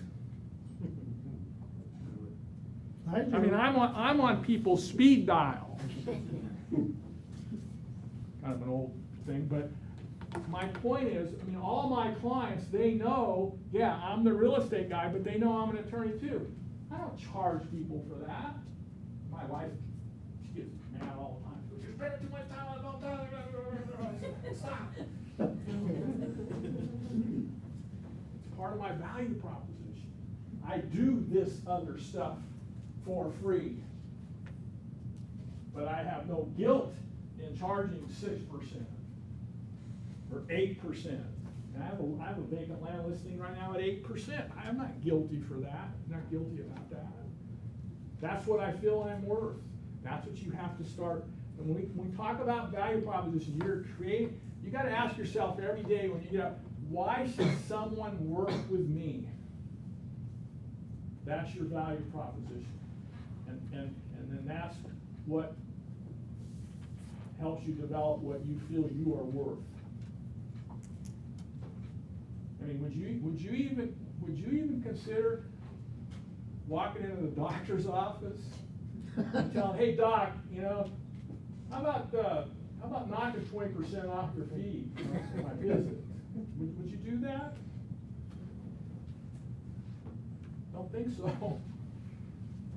I mean, we have costs of doing business just like they do, just like any other professional. It's just that there's a perception out there that we just do paperwork, and we make it look like it's not very hard. All right, get off my soapbox again. Where were we? HOA document package and demand. I mean, I've seen HOA document packages typically be about $450, depending on the HOA, and I've seen demands as high as $300. Which is kind of high. So that's all your expenses.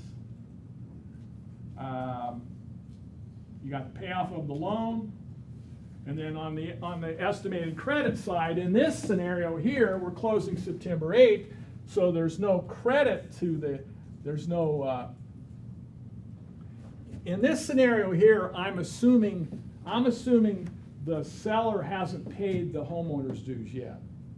If the sellers are, let's say the seller has auto pay, and the seller paid, the dues were automatically paid on the first of the month, then that would be blank Over here, there'd be a credit for 22 days.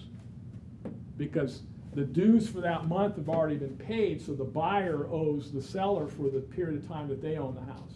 You understand, when we prorate for the month, we're charging the seller for the number of days they own the property, and then we're charging the buyer for the number of days that they own the property. Does that make sense? HOA dues are in advance. Yeah, yeah, you're paying Not that in in advance. arrears. So let's see, I assumed that they hadn't been paid yet. And I would, with a closing early in the month, I would tell a seller, if you write a check for dues, don't pay it, because it'll be paid in escrow. But if they automatically pay it on the first, then you wouldn't have a charge here, you'd have a credit over here to get the money that they overpaid. Everyone understand that? We haven't lost you yet? So yeah, so these credits here, so if we get in this scenario here, like I said, if we had an escrow close on November 1st, seller had already paid the full installment, They're gonna get a credit back. then up here would be a credit for those 60 days. In this scenario here, that's 60 days, 2 months. So you'd put 60 up here, and then it would automatically calculate 60 days of that amount and put it in there. The seller would be getting that money back. Is that understood? There's gonna be homework. Just kidding. I could give you homework, and you could fill these out and then bring them back to me, and I'll tell you how I'll grade them for you. Yeah. How does it calculate $27 for homeowners use and for 8 number of days? I put $100. Oh, And it came out to $27 for 8 days. $3 and, got it. what is it, $3.33, what is it? $3.33 a day? Is that right? $3.33 a day times 8, renting it rounded up to 27.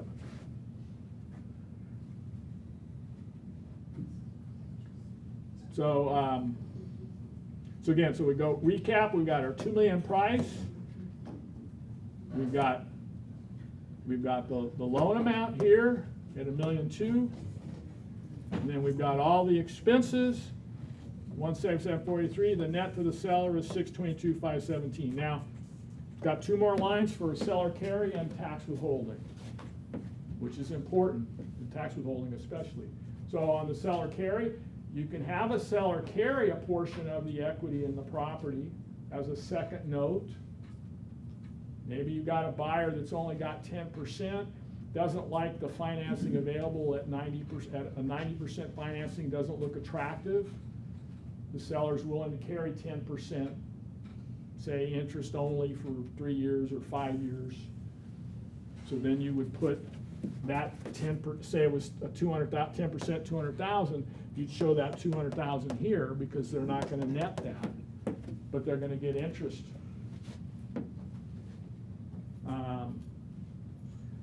In the interest rate environment we are in now, that could be that depending on the structure of the deal, depending on buyer's cash position, that could be a good deal for both sides. Especially, I mean, think about it. They're predicting.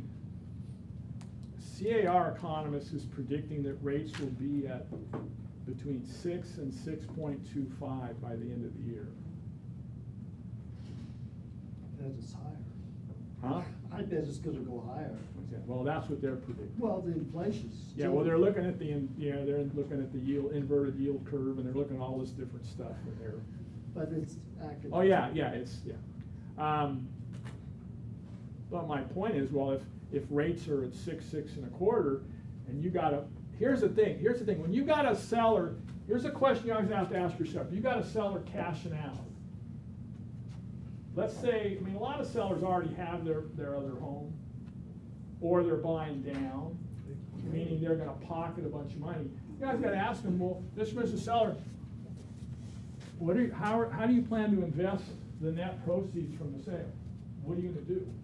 A lot of them haven't even thought about that. Elderly people may not be anxious to put it in the stock market.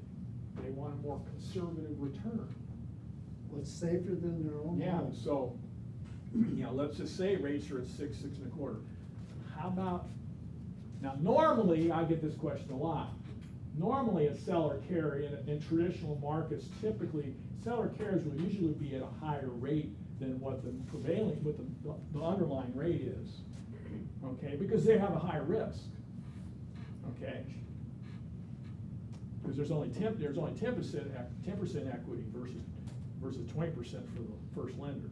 Okay, with the higher the loan to value, you pay a higher rate because the risk's higher. Because the value, because you're in California, your only security for the property is the property. Well, if the property goes down in value, you may not get paid back 100% if you have to foreclose.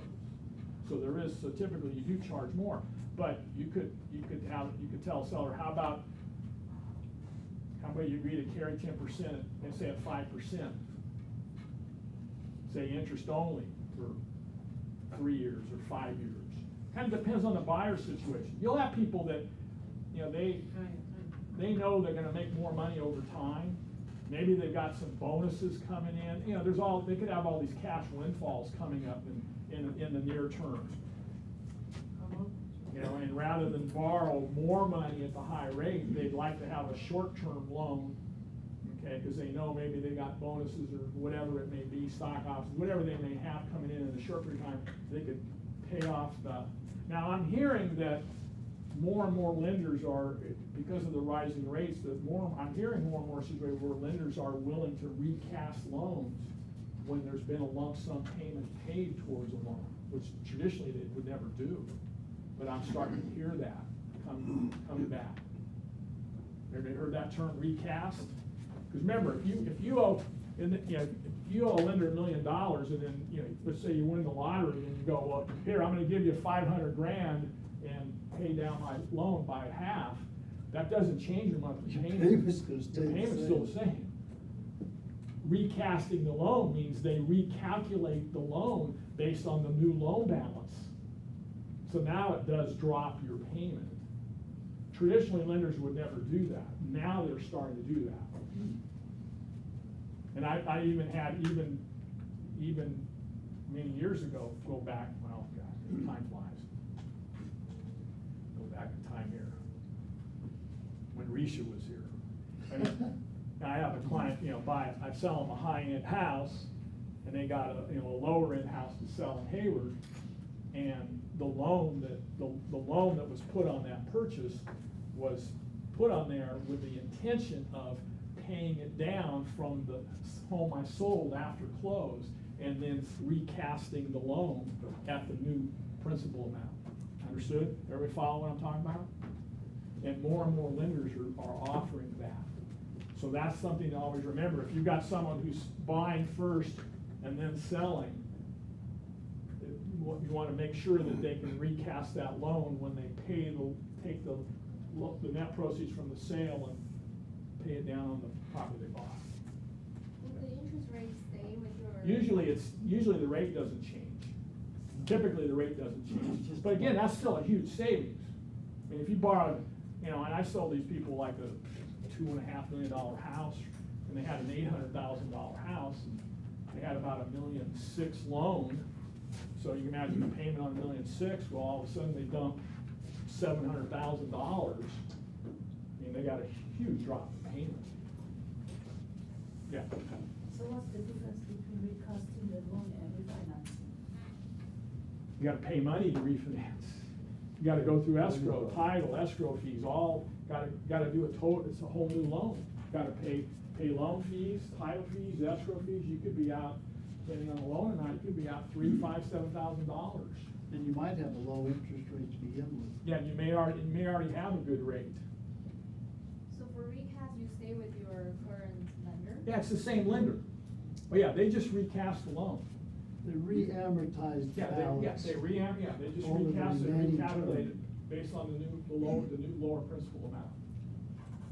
Now, sometime back when we did it, as I recall, I think there was a time frame for it. I think you had to do it like, I think it had to be like within 6 months or something like that, as I recall. That was the program. It was a special loan just for that purpose. I mean, I had a loan that was recast. I had that same situation. I bought my new house. Yeah. Sold my previous one subsequently. Bank of America did allow the recast at a very small charge, but they were re-amortizing. So the time frame changed. But everything else They remained start, the yeah, same. you do start over with it, You yeah. start over. Yeah, with a new 30-year period, but you're it still, was- yeah. It was great. I mean, the rates were great. Yeah. The Yeah, I mean, payment was great. understand, folks, I mean, the other piece you have to look at is, tax write-off may come into the equation, because by making that huge payment towards principal, what are you doing to the loan? You're shortening the loan term tremendously, depending on how much you pay. You're not gonna be paying on the loan as long. Depending on how much money you make, you may wanna keep that, and if you can afford the higher payment, you may want, for tax purposes, you may wanna keep the higher payment and the higher write-off. But remember, right now, you can only write off up to $750,000 in loan amount. Did you know that? That was a big takeaway, when they limited it was $1 million. It was $1 million on a first and $100 on a second. And they took it and dropped it down to $750,000. I mean, people buying these houses, I mean, a $2 million with 20% down, they got a loan of $1.6 million. You realize they only get to write off interest on $750,000. Back before the $1 million limit, they could write off the whole interest amount, regardless of the loan amount. And the wealthy people got hit in the pocketbook pretty hard. And then they took away the 100% property tax deduction. That's the limited. That's the SALT. That's the, huh? Is that limited to 10,000? Mm-hmm. Yeah. The SALT, that's state income tax and property taxes, maximum 10. They were talking about raising it to 20, but it never went through. That's still not enough. Or actually, I read one time there was a proposal to raise it to 80,000. Yeah, because they knew all the people in the wealthy states were getting, But it's not in their best interest to do that. I think they took off even home equity interest rate deduction. Yeah, they took that, because it was $1 million. See, but before there was no limit, then the first limits were $1 million on the first and $100,000 on the second. But most CPAs didn't disregard that. Yeah. They'd add the two together, as long as the two loans together didn't exceed $1.1 million. If you look at your return, they were writing the whole thing off, as long as the total, and cross your fingers you don't get audited. But now that $1 million and that 100 went away, and now it's $750 max. How many years? See, and the thing is, it was, when I got the tax deduction was a big deal to show to the buyer, the tax benefit of owning a home. Well, now I have to be real careful, because it's not the tax benefit's not as great as it used to be. Versus renting. Yeah.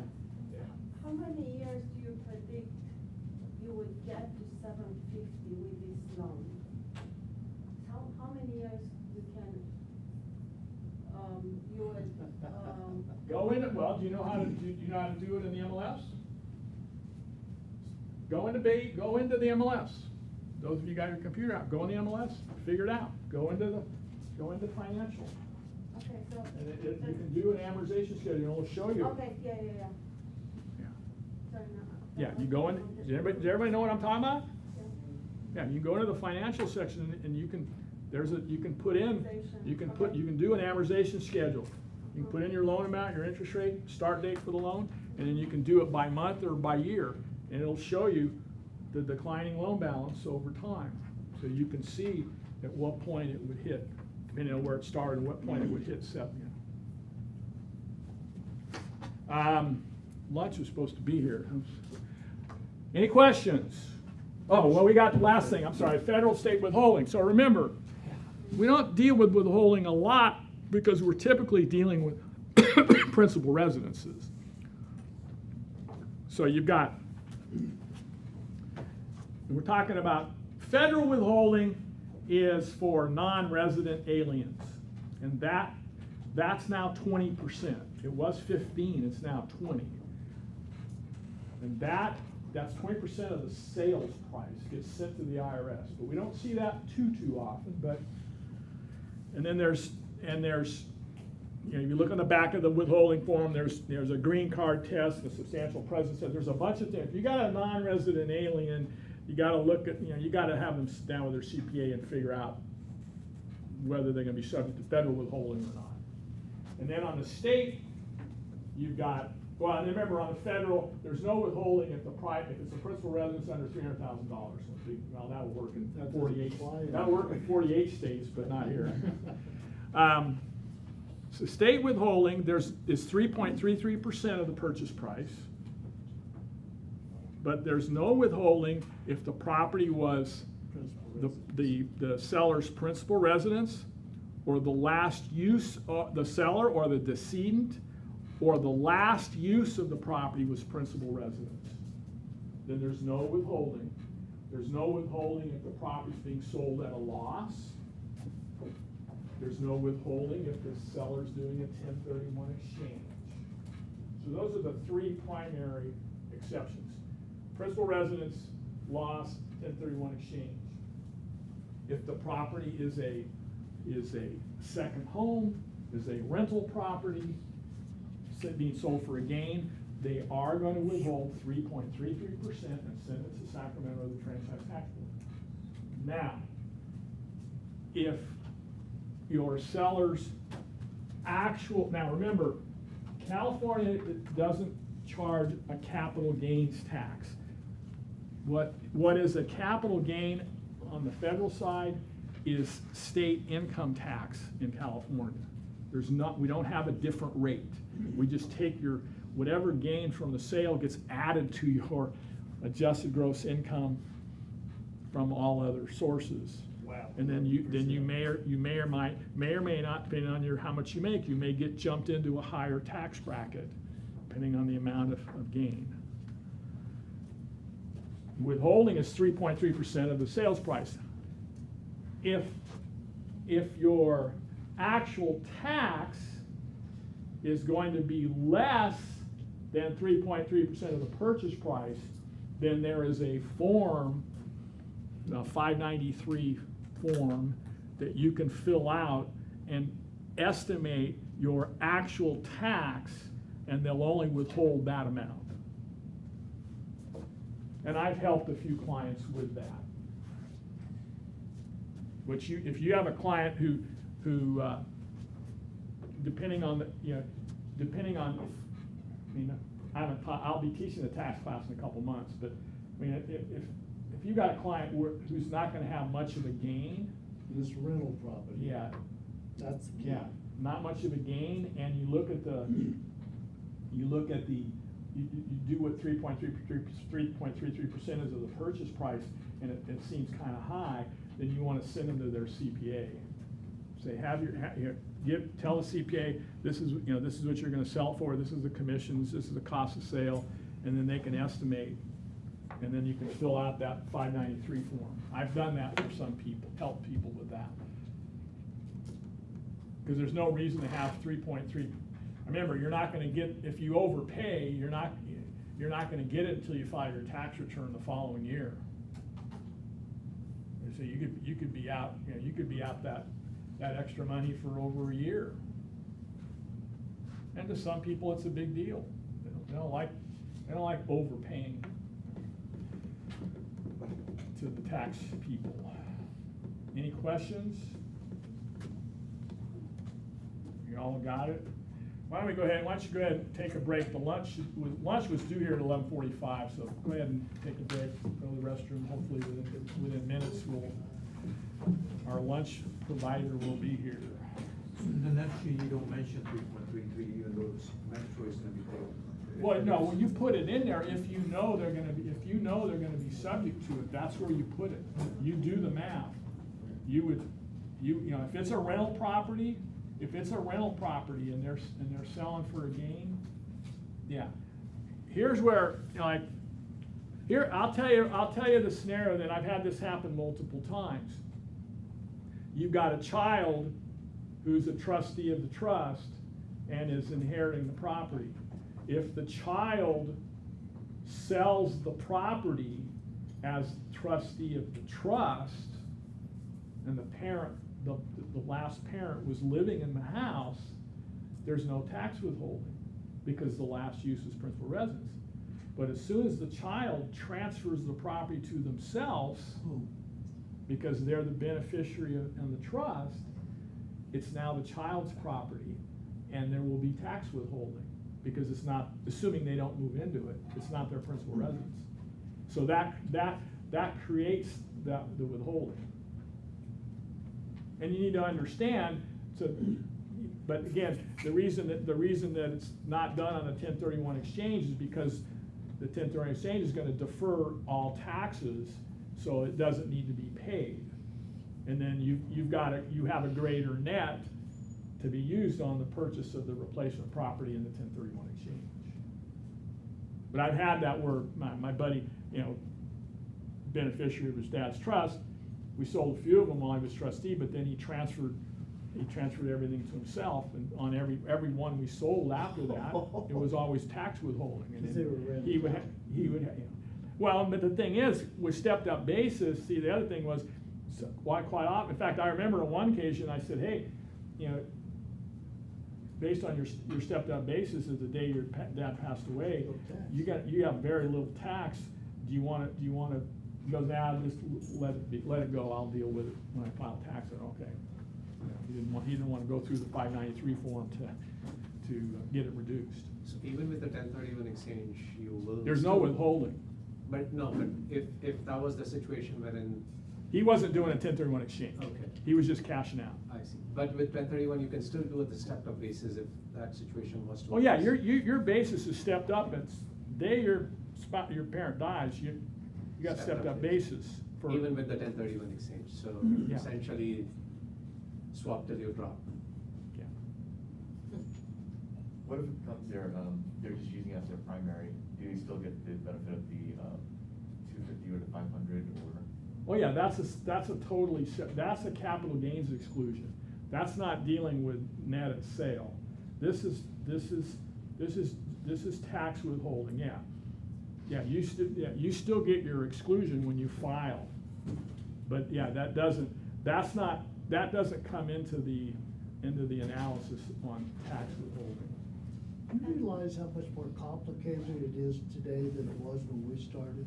Oh yeah. Jeez, I mean. Yeah, well, see, we had people still bring it up today. We had what was called a rollover replacement rule. So if you sold a house and you could roll over up to $125,000 into another house, and you could do it every 2 years, and that was the big deal. But hell, I bought my first house for $90, and I sold for $113, and I bought 2 years later, I bought one for $135, and then 2 years later, I sold out for $150 and bought one for $180, and so I was using that rule. I used it 3 times. But that went away. That went away when the 250, 500 came in. I often wonder how many people forget that they rolled gain into it. Because years go by sometimes, you have the house, my house I had for 30 some odd years. Do you mention the Japanese part of capital gain and how it's related to the proceeds? Do I mention what? Do you mention the capital gain and implication of the proceeds? I do, only because I know how to do it, but you shouldn't. But you should say. Something to discuss with your tax. When you know there's gonna be, here's the thing. I teach tax laws to you so you understand the concept, so you can identify the issue, and even without knowing all the nuances, you can usually, you have enough data available to know whether they're gonna have if they're a married couple, to know if their gain's gonna be in excess of $500,000. It's not hard math to do. And those are the people you've got to tell them this. Do you realize you're gonna have, I mean, yeah. Yeah, you've gotta bring that to their attention. I mean, I talked someone out of a $3 million listing because she didn't realize she was gonna pay $750,000 in taxes. Is she a widow? Yeah, that's why. She only got a $250 exclusion. She was gonna owe Even with stepped up basis, $750,000 in doesn't taxes. Because she had a salon. Now, yeah, well, see, they were talking about changing the stepped up basis, but fortunately they didn't, they left it alone. The problem we have now in California is under Prop 19, there's no more parent-to-child exclusion for property taxes except when it's parents' principal residence going to the child as principal. If it's parents' principal residence and child moves into it within 1 year as principal residence, then there won't be any reassessment. All other parent-child transfers are subject to reassessment. When the parent is alive. If the parent is Even alive. after the parent dies, doesn't matter, it's still a transfer. They took it away. The only way they could get Prop 19, the only way we could get, when I say we, CAR, the only way we get Prop 19 on the bills, we had to give up something. We had to go to legislation, all right, we propose to give up the parent-child exemption. So, all right, well, we'll get rid of it except we'll save it for parent principal residence to child principal residence. Everything else is gone, all reassessed. Now, most people, like our landlord or whatever, they've got their properties in LLCs and corporations and so forth. So they're not, all the transfers are occurring within the entity. They're not individual to individual transfers. But yeah, but you just have people that own properties outright, rental properties, they're all being reassessed at value of date of death. That's why the workaround is setting up either trusts, corporation or LLCs are the most common, because see, you can put them in the corporation or the LLC, then you could add the child, make them a member of that entity later. And that doesn't, there's no change of ownership, because it's still in the corporation or the LLC. That's the workaround. It's a complicated topic, though, because getting it into the corporation when you have a loan and. Yeah, I know, but that's the. If you've had a rental property for a number of years, you transfer it to an LLC, does that trigger any tax? No, if you look at the PCOR, a transfer from one transferor to another transferee, where there's been no change in the beneficial interest in the property. In other words, you have to be the sole LLC member. Right. So that's not a change of ownership. So I'm a subchapter S corporation. Yeah, if you transfer property to your, if you're in your case, the shareholders have to be exactly the same. Yeah. That's not considered a change of ownership. So that would. Transferring to an entity, just like transferring to a trust, Gotcha. where there's been no change in the beneficial interest, that's not a change of ownership. If you look on your PCOR, that's one of your, see, there's about 20-something exclusions to reassessment, and that's one of them. When it's not considered a change of ownership. When whoever owned the property now is the same people that are part of the LLC or the S Corp, that's not considered a change of ownership. But then once you have that entity, you can later on add kids to it. You can add kids to your LLC. Yeah. Yeah. But you do that after the property. Yeah. The first time, it's only you. After that, you have your kids. Got it. It's the same thing, I think, while purchasing, because no one will lend to you. So buying under the corporation under a lending situation will be hard. Yeah. But you can always transfer that subsequently.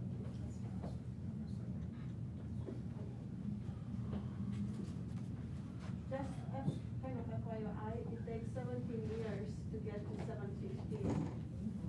17 to get to 750 from $1.6 million? Yeah.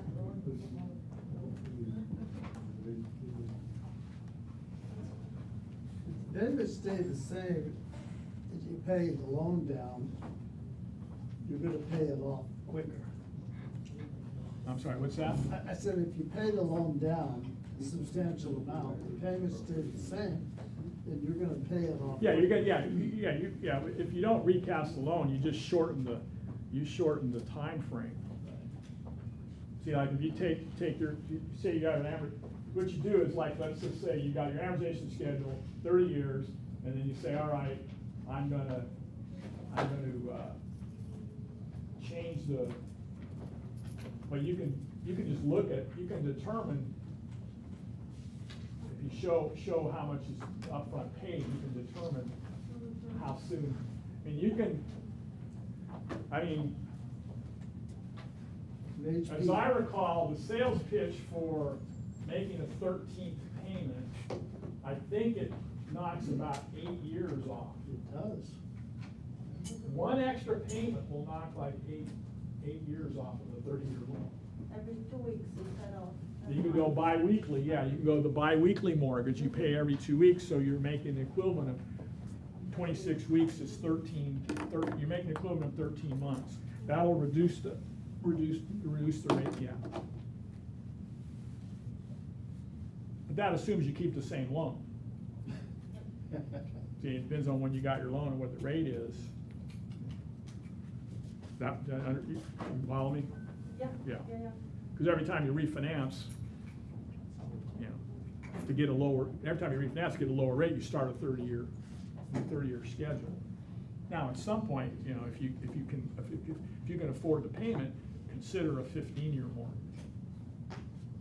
If you can, I mean, a lot of people could, depending on the rate, particularly when the rates were lower, if they had a 30-year and they were considering refinancing, you know, to get a lower rate to lower the payment, a lot of people could have gone to a 15-year at a higher rate, but had a payment that was no greater than the payment they were already making. But they just knocked 15 years off of the loan. So then it kind of depends on your age. See, it depends on your age, how long you're going to own the house, and so forth. So, I think a lot of, and remember, you all know you can get a loan for 20 years. And you can get a loan for 25 years. You can get a loan for 35. You can get loans for any. 10 They years. just, yeah, all the 5-year increments. They just promote 15 and 30, but you can get it for a different time frame. so 750 cap is just on the loan amount. It's on the interest rate deduction. You can only deduct interest on a loan amount up to 750. So if somebody's got $1 million loan, it's only. They only get to write the interest off on 750. That's been, how many years has that been? Does it matter how long you have had that loan or anything? But you were saying that when you go back and refinance, or. It still doesn't matter. The interest is capped. The interest deduction is capped at a loan amount of $750,000. So going back to the corporation scenario, let's say you buy a property, or you have a loan under your name, you can't transfer that to. Yeah, well, again, I didn't say it was easy. I'm just saying that's what, most people that are doing that have very expensive properties like this building, and they've got the financial wherewithal that they can do it. It's the very wealthy that are the ones that are looking at. Imagine all these commercial buildings. I mean, I know our landlord pretty well. He's been a client of mine, okay? I mean, his family owns 1, 2, 3, 4, 5, at least 6 major commercial buildings within a half mile of us. Can you imagine the millions and millions of dollars of property they own? Can you imagine, Vacancy starts to increase. imagine if under current law, if those properties passed from them as individuals to their kids, the taxes would skyrocket under Prop 19 now. That's the brutal part. Yeah. And what would that do to what would that cause the landlord to have to do? Raise the rents, which would then raise the costs for everybody renting in all these, They're gonna have in all these massive buildings. vacancies too. That's gonna be the other issue. Yeah, well, it's like anybody that owned a big property as individuals needed to rush off. They need to rush off and get these properties into the proper entities, so that their children won't realize this huge. That's a good way to get a lot of good listings, because they should be considering running these into something else. Hey, Drew? He's gone to the restroom. So I might be wrong then, because I was looking at the amortization schedule, but that was including the principal, so I was not looking at the interest. I have still. Well, what were you trying to figure out? How many years will it take to, pay, to have invested $750 in interest? When you cannot deduct interest anymore, the interest anymore on the house, if your top is $750,000, how many years it will take to have paid? Drew, you ready? Yes. All right. For those of you that don't know Drew, I saw him, but I didn't personally meet him. But this is Drew with D&L Movers, and he has graciously sponsored our lunch today. Thank you very much, Good Drew. to see you. Good to see you. Hey guys, many of you I met before. I was at your last event. It was awesome. My name is Drew Sanchez. I'm the owner of D&L Movers based out of downtown Campbell. We are a full service moving company. We do packing, moving, unpacking, both local and long distance. I'll make this short and sweet. I know you guys are hungry. But my business partner and I started this company 11 years ago, just him and I, and now we have 27 employees. We have a fleet of trucks, and every single year we are growing and expanding. My business partner was actually in foster care for 16 years, so we work very closely with a lot of nonprofits, and we love to give kids who are in foster care who age out an opportunity to improve their quality of life. I don't know if you guys know much about the foster care system, but pretty much once you turn 18, more or less, you're on your own. And there's a few programs here and there, but my business partner suffered through that, and him and I both started with very humble beginnings. And you know what's really cool is, you see me up here in this suit, this is just a costume. Everybody walks around in costumes and with masks on. A lot of people are smiling, but we don't know that they're suffering behind closed doors, and every single one of us around this room is suffering with something. And I'm not just saying that for no reason. So I also own a nonprofit organization called The Fellowship, and we feed the homeless in San Francisco. We clothe the homeless and feed the homeless here in San Jose.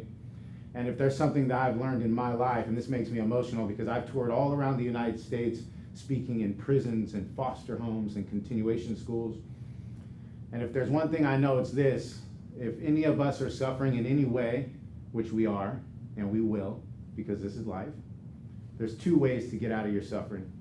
One is to suffer. We've all done that, and that's a downward spiral. The second thing that you can do is to serve. You can serve selflessly. So every Thursday, we're at St. James Park serving. And let me tell you the best thing about serving.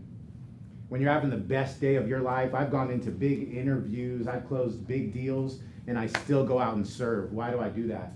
The first thing I do when something good happens to me is I go and serve, because it humbles me. When I'm having the worst day of my life, the worst day, if I'm feeling down or depressed or something bad happens, immediately I know that I have to go serve. Why? Because it shows me I'm not alone in my suffering, and that other people are suffering right alongside of me. So back to the foundation here. If you guys are looking for a moving company, that's not just a moving company. This is a humanitarian movement. We're helping people, we're pouring into people. We suffer, just like all of us in here, but we continue to give back and give people opportunities. So if you're looking for a moving company to refer to your clients, just know we're an owner-operated company, and we will take great care of each and every one of your clients. Wow. So thank you. All right, go ahead and grab lunch, and we'll try to make it a working lunch.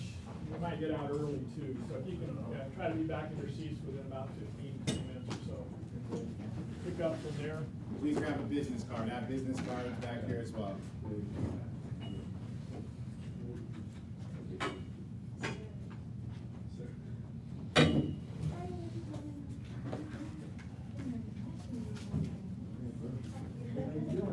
That one's meat, and then this one. Somebody was asking about the mobile home, and asked if they had their own agent, do you need an agent to show it? Because I'll provide an agent, you know, can you show the home?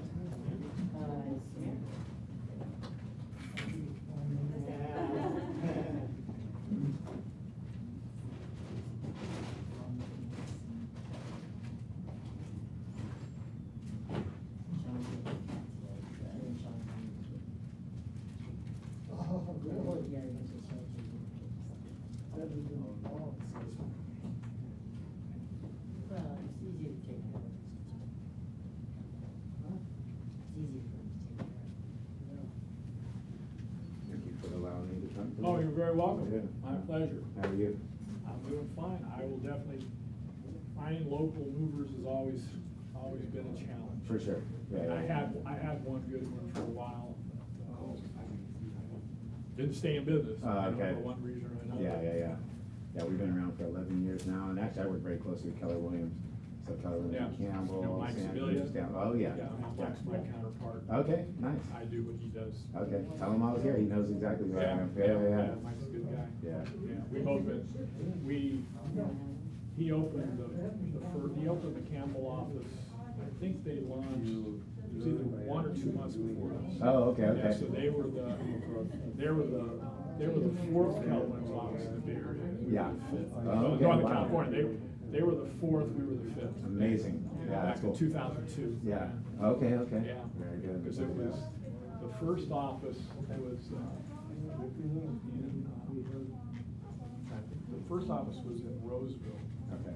And then the second office was in Small Creek. The third one was in San Francisco.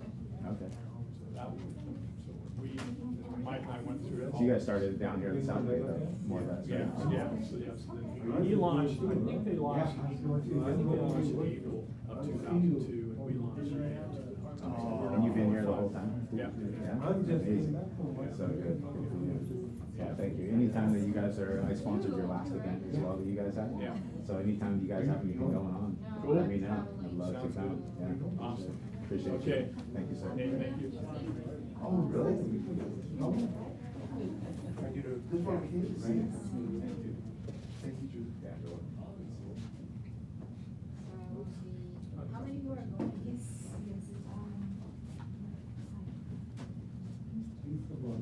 I had this one agent that even had I'm sure it's not that hard. No. When I thought they would take the contract, you separate out each paragraph and then add about 3 or 4 lines under each one. It was really long, but everyone had plenty of places to write notes on it. Yeah. It took the whole contract. Oh, wow. Yeah, I did that. I created this. It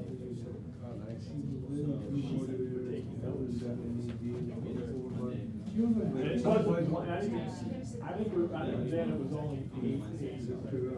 But it's still, very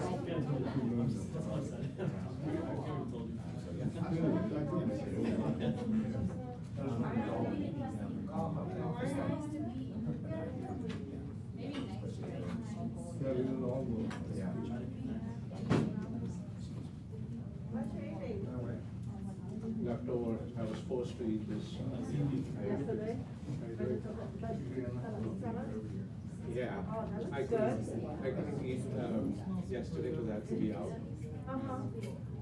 so I had to eat much, Yeah. leftover salad. Otherwise I get to get, I eat garbage, you know.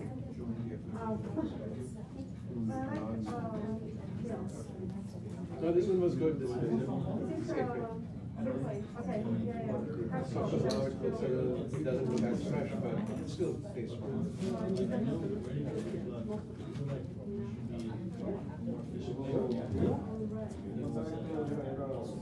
Free shirt, free jacket. From where? Okay.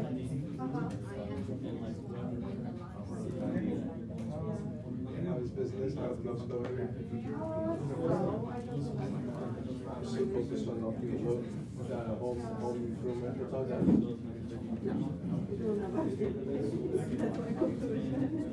But, slowly advancing, I'm looking, Barrel. We put the brand new house on the first retaining wall, so, the girls don't jump as much. Yeah. The big jump. Right. Plus it's also nicer to look at. Yeah. Having that railing, it fits. Yeah. And, now the girls, don't have the tendency to go so much back in the yard and make a mess of the yard. Don't ask us to go down there. So they say it's enough space to just play up there. Yeah, but it's good. We discovered a few, dog groups, dog groups, like every day we go to the house.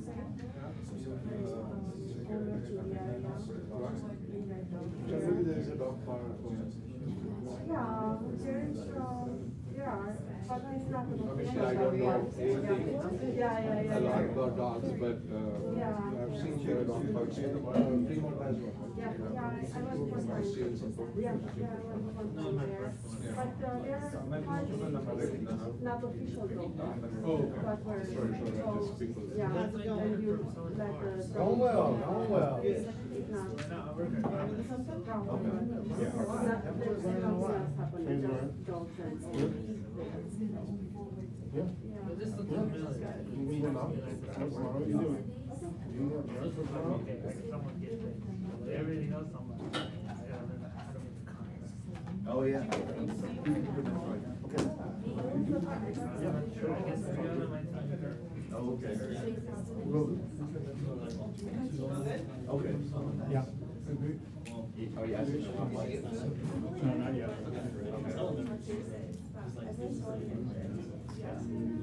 Yeah. Ready and just start asking. Yep, I'm pretty much done. Oh, yeah, here. Okay. Yes, thank you. It's better to ask questions than not ask questions.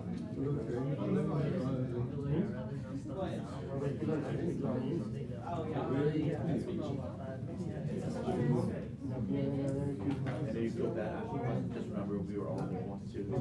And I don't know everything, so I don't have questions. Did you start off with This guy. Jerry. I was like, I guess you'll go through it really quickly. A lot of history. But eventually, yeah, you, just learn whatever you can eventually.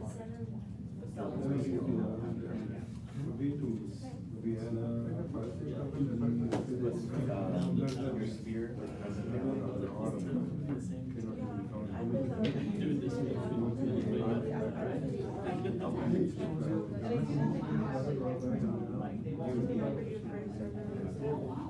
Yep, I just resold their house to find out. So, in this fairness, we had, a class called Ignite. I'm not sure maybe they have been starting yet. So, Ignite was like, just coming in every day and it's learning, like from A to Z, and they made us call at that time. Now they don't really want to call. They made the time a lot shorter, but during that time we were calling like 30 minutes. If I use my phone, Apple I do on my phone. And when I school, hey, I'm in like a really good real estate class right now, and you know that needs help. Or I need more, and he referred me to girlfriend's, now it's yeah. And then, I didn't hear from them. I can't hear from them. And a month later, they like sent me a message, we're so sorry, but here's the Chevy from, you know. And then, yeah, they told me after their first house, and then, 7 years later, we're in a house, and then we just bought a new one. So, Yeah, so that was, that made me feel like really good, because they were like my first ever client. They go over to a couple line, like, cards or whatever, so they throw them to you. I was actually afraid, cause I thought, cause I was new, I'm like, damn, I felt so bad, that was really bad for them. So I haven't spoken to them in a year, and during my 5th year, I started making Christmas cards. I go with them, they were really happy, like, oh, okay, I thought they didn't like me. So a lot of times, we're throwing a little bit of belief in our own head, like, yeah, this guy probably don't like me, they probably don't like me, but it's just us assuming. Yeah.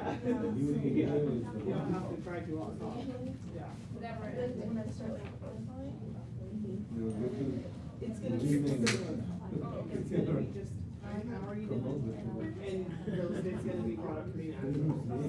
And part of it is because with the texting, your pressure, right? So they're, if they know, like Alex, when you talk to somebody like you in high school, for example, does real estate come up pretty naturally? Since you just ate a bite of rice. Yeah. You don't have to go up to them and be like, hey, I know about real estate right now, right? I do, but very casual. Yeah. Yeah, we have a script for you.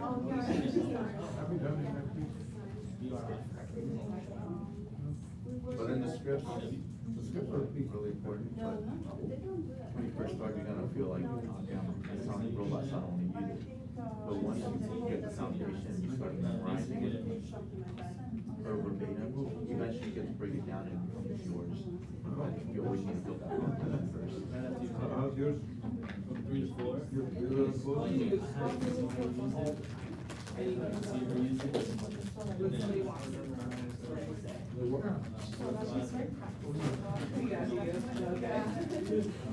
Even on verbal, just smiling and waiting.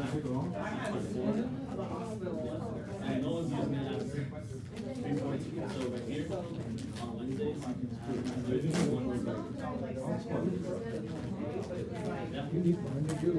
Every single patient would have the same 5 questions. And so instead of waiting for them to ask, I just be like, you know. I think it is through so you should be able to see it. I will go home, you know, like, it just. We dropped it. But I said the same thing.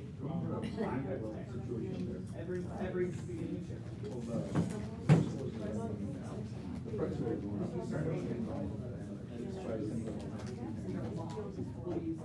Right, the same thing with your money. Can I have more money?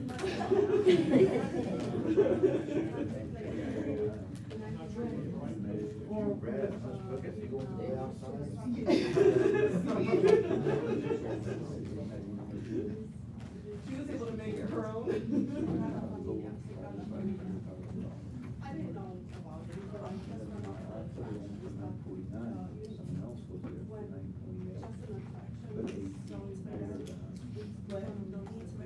Yes.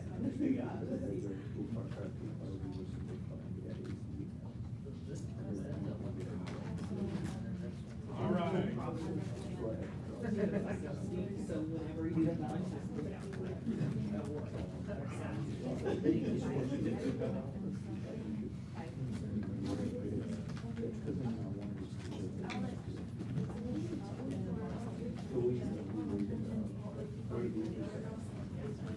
I'm calling now, so. Thank you, Wayne. Doing too We much. stopped a little bit. They'll feel good. The office for the past, maybe we could have that. So the next day. So I didn't have a problem with anything, but because I was, wanted to make sure the office was safe. Are you seeing? If I'm reaching out to, like on Facebook, or using Instagram, so I'm posting on my stories, to remind everyone. I haven't looked at it because a lot of my clients are just For right now, so we need help. paused. So I had active clients looking at multifamily and Now, I did have one client who was asking me to sell his multifamily, but I think for their situation, to sell didn't make any sense. Versus I just told them, the rental is actually pretty good. And they're finding renters actually pretty quickly. So I said, right now, probably just want to do rent because, as someone who's looking to say buy, there is no value at the price point that you're thinking because their interest payment, it's back to that payment and the payments have just shut No, I've got a up. guy with he's got a duplex in Berkeley, pretty area. It's very practical, and say no, then I just leave it. Because of the increase in the property taxes, it's all over. Property taxes, interest rates have gone up. It's like your taxes are so low on the property tax, as soon as I go to put you from here to there, the property taxes, any gain you were gonna realize is all absorbed by the property taxes. Yeah, I mean, you're thinking from a 1031 exchange point, yeah.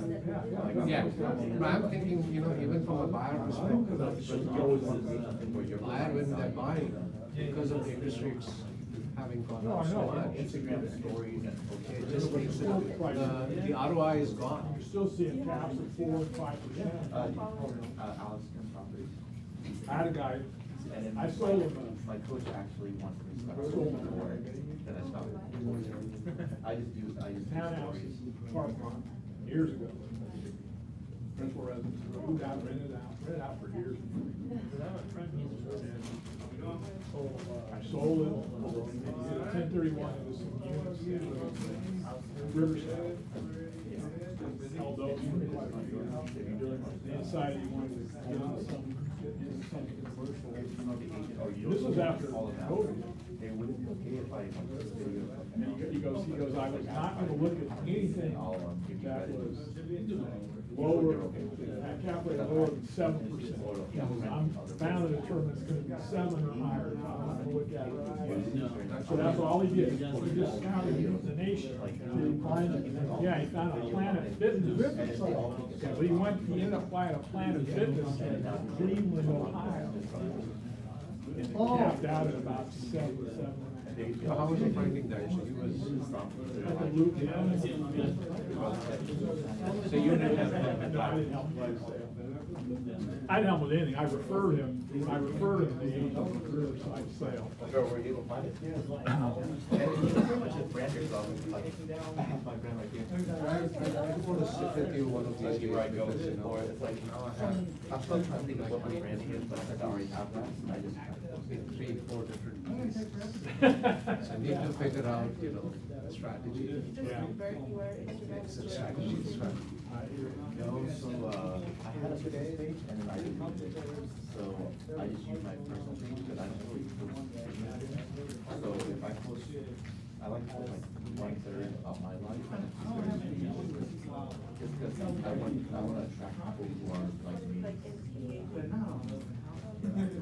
But I don't get some engagement, so, my coach, I just spoke with my new. Would you ever think you'd see people paying $10,000 a month?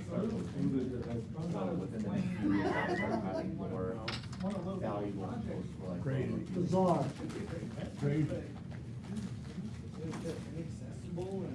I know, I had a. What happened, it happened so fast within the last couple of years. That's what is hard to wrap your mind around. All right, well, let's get started.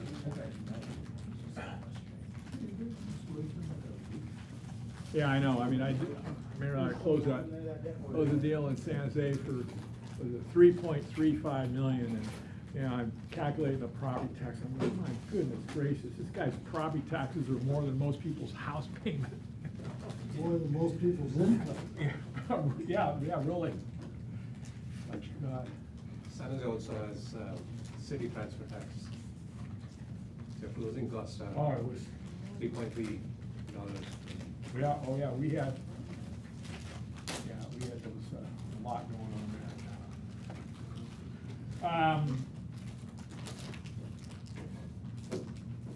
Go ahead. Now, I told you previously that there was three times that you could use the estimated seller proceeds form, and we never really discussed the third time. When do you think that is? Closing. We finally signing the payment with the escrow instructions. When you finalize the contract. Once you do one at listing, you do one when you present the offer, then we'll assume there's gonna be some negotiations back and forth. And then when you finally have an accepted contract, then you can do one for them, which is going to be closer to their actual estimate of their net proceeds. Okay?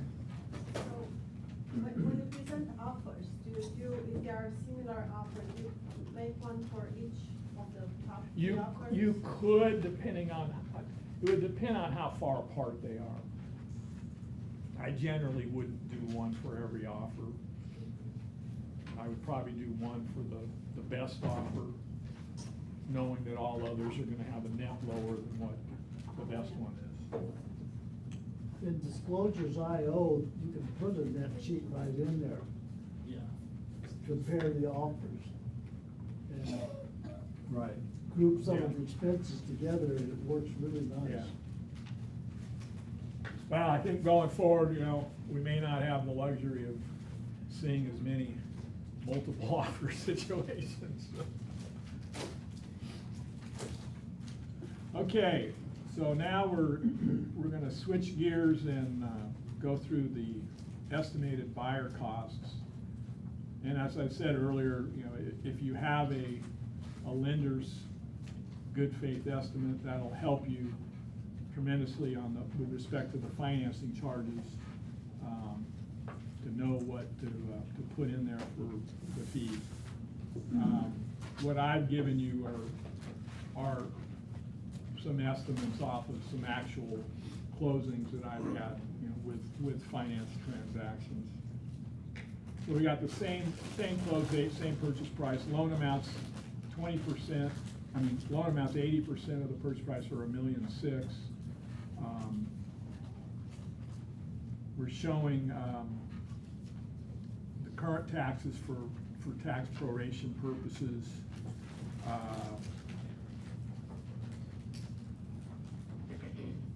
And let's see. Yeah, I realize this now. I did this one. This is wrong with respect to property taxes. That 53 days should be, this should not be here, it should be here, okay? Because in our scenario, the seller, the taxes weren't due yet, so this should be here. I was kind of rushing to finish this. I wasn't thinking straight. So what I have, and most loans are going to be quoted by a lender at 0 points.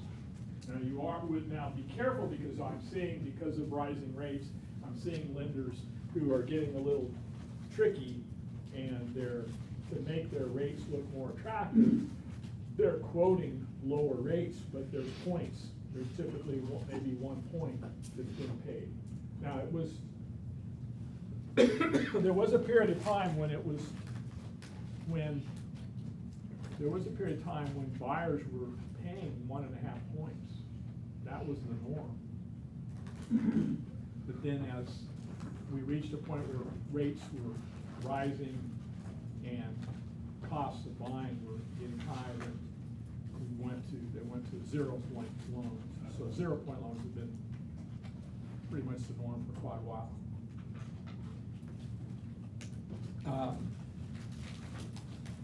So what I've got there, where I show 3 points or 3%, that's assuming there was the seller paid interest rate buy down that I showed you on the seller estimate. So that 3 points is It's a credit or should be a credit. Did I not put, yeah, I put it in the, I've got, you know what, I didn't change one of the numbers on this, I'm sorry. The credit should say 48,000, it says 43,800. Plus the property taxes. Yeah.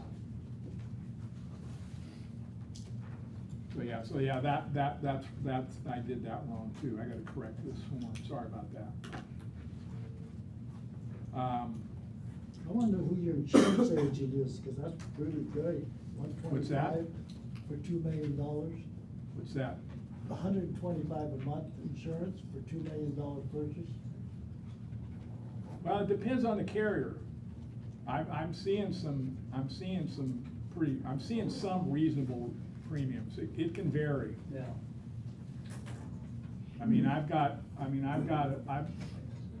I've actually got a 2,600 square foot, I've got a 2,600 square foot house in escrow, and the premium's 1,400.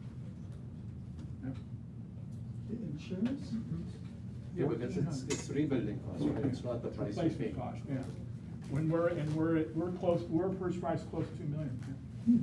Yeah, we're 1,400. What company? I don't remember.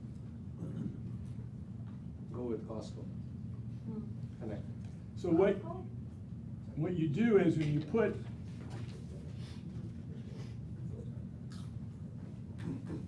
the way you do this is you put all your charges, but then you put your credits that offset the charge, okay? Where I forgot to change the credit, I was pulling from a different form, I forgot to change the credit from seller from 43,800 to 48,000. It should be 48,000, okay? Just so you know, I'm gonna make that change on yours.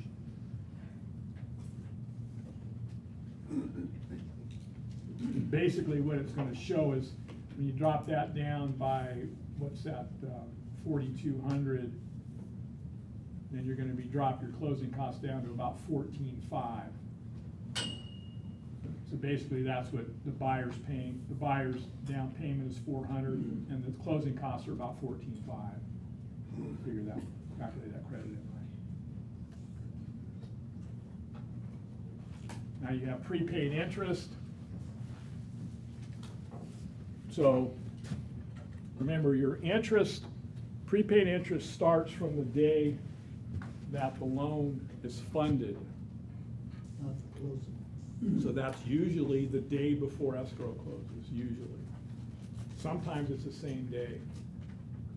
But in a traditional sense, it's usually the day escrow closes. So you would you'd count from the 7th to the end of the month. So that's why it's 24 days. And then because now this rate is the buy down rate. I used the 3 points, and that gets the rate down from 5 to 4 1/8. So in this scenario here, I'm showing the lower rate. If you didn't have this if you weren't dealing with this buy down, then you'd have the actual rate there. So I'm just trying to show you an example of what it looks like, with the buy down. Yeah, question? Yeah, so, buying 1 point means. 1 point's gonna get you about,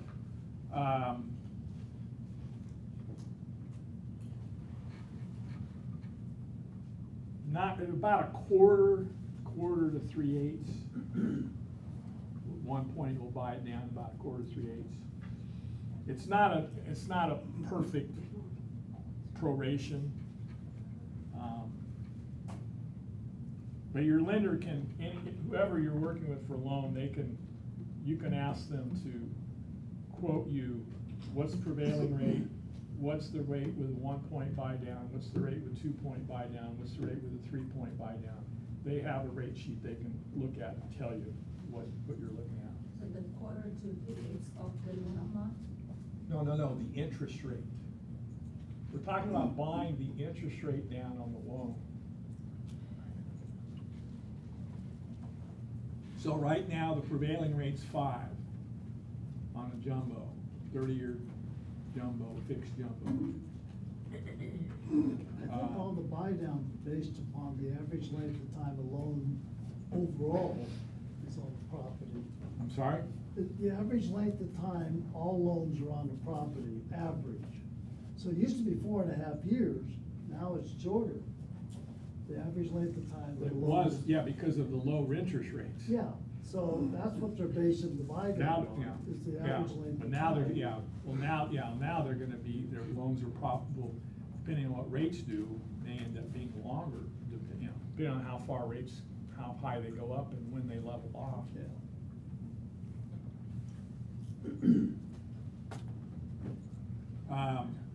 Yeah, you can ask the lender to give you a quote you what kind of rate on, with a buy down.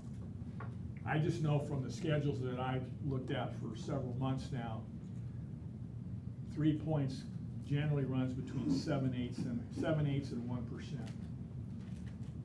Is the amount that you can buy the rate down, the three points. And like I said, you could take that 3 points and you could buy the rate down. You know, you've got, okay, here you've got a buyer with closing costs of about 14.5. Well, that's just a little less than 1% of the loan amount. So you could take that 3 and you could apply some of it to the actual closing costs, and then use the rest to buy the rate down. Say use the other 2%, a little over 2%, buy the rate down by, say,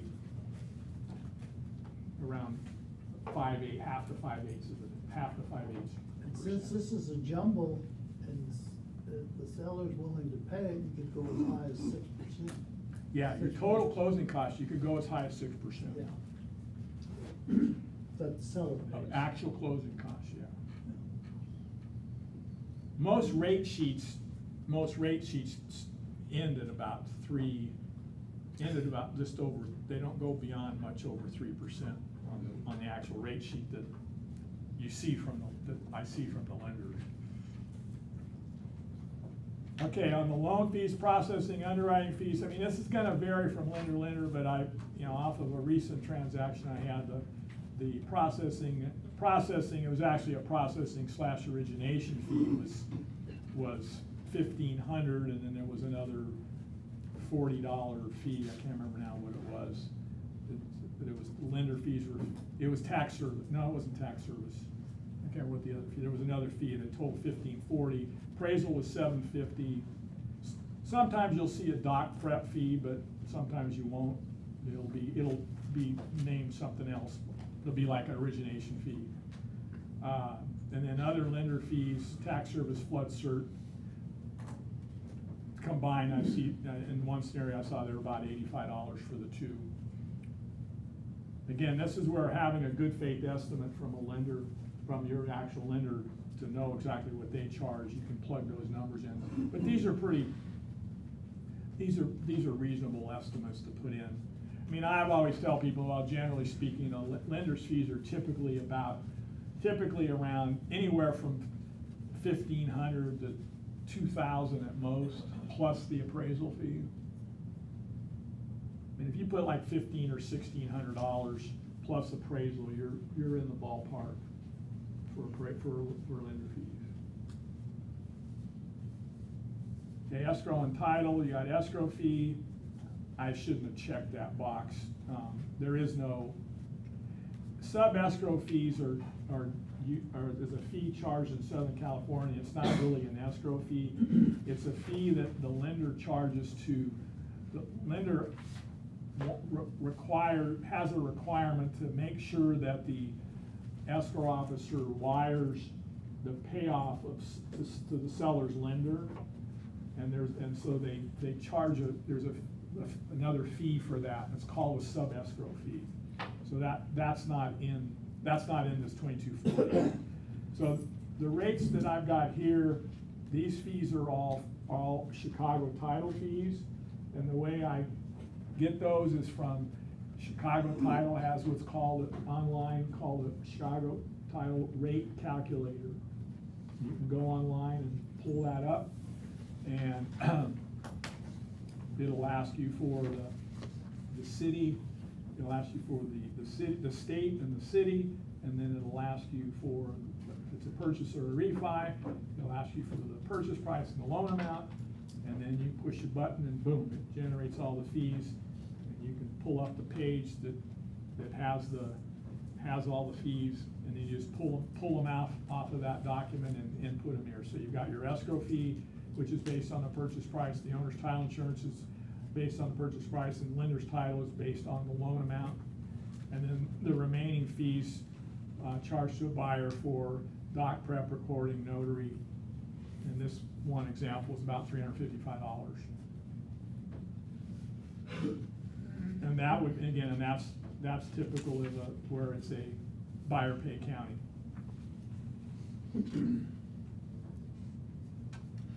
I mean, one thing you may have picked on where I said, you know, in this scenario, when you're assuming a 0 points loan and buyer not paying for any inspections, and then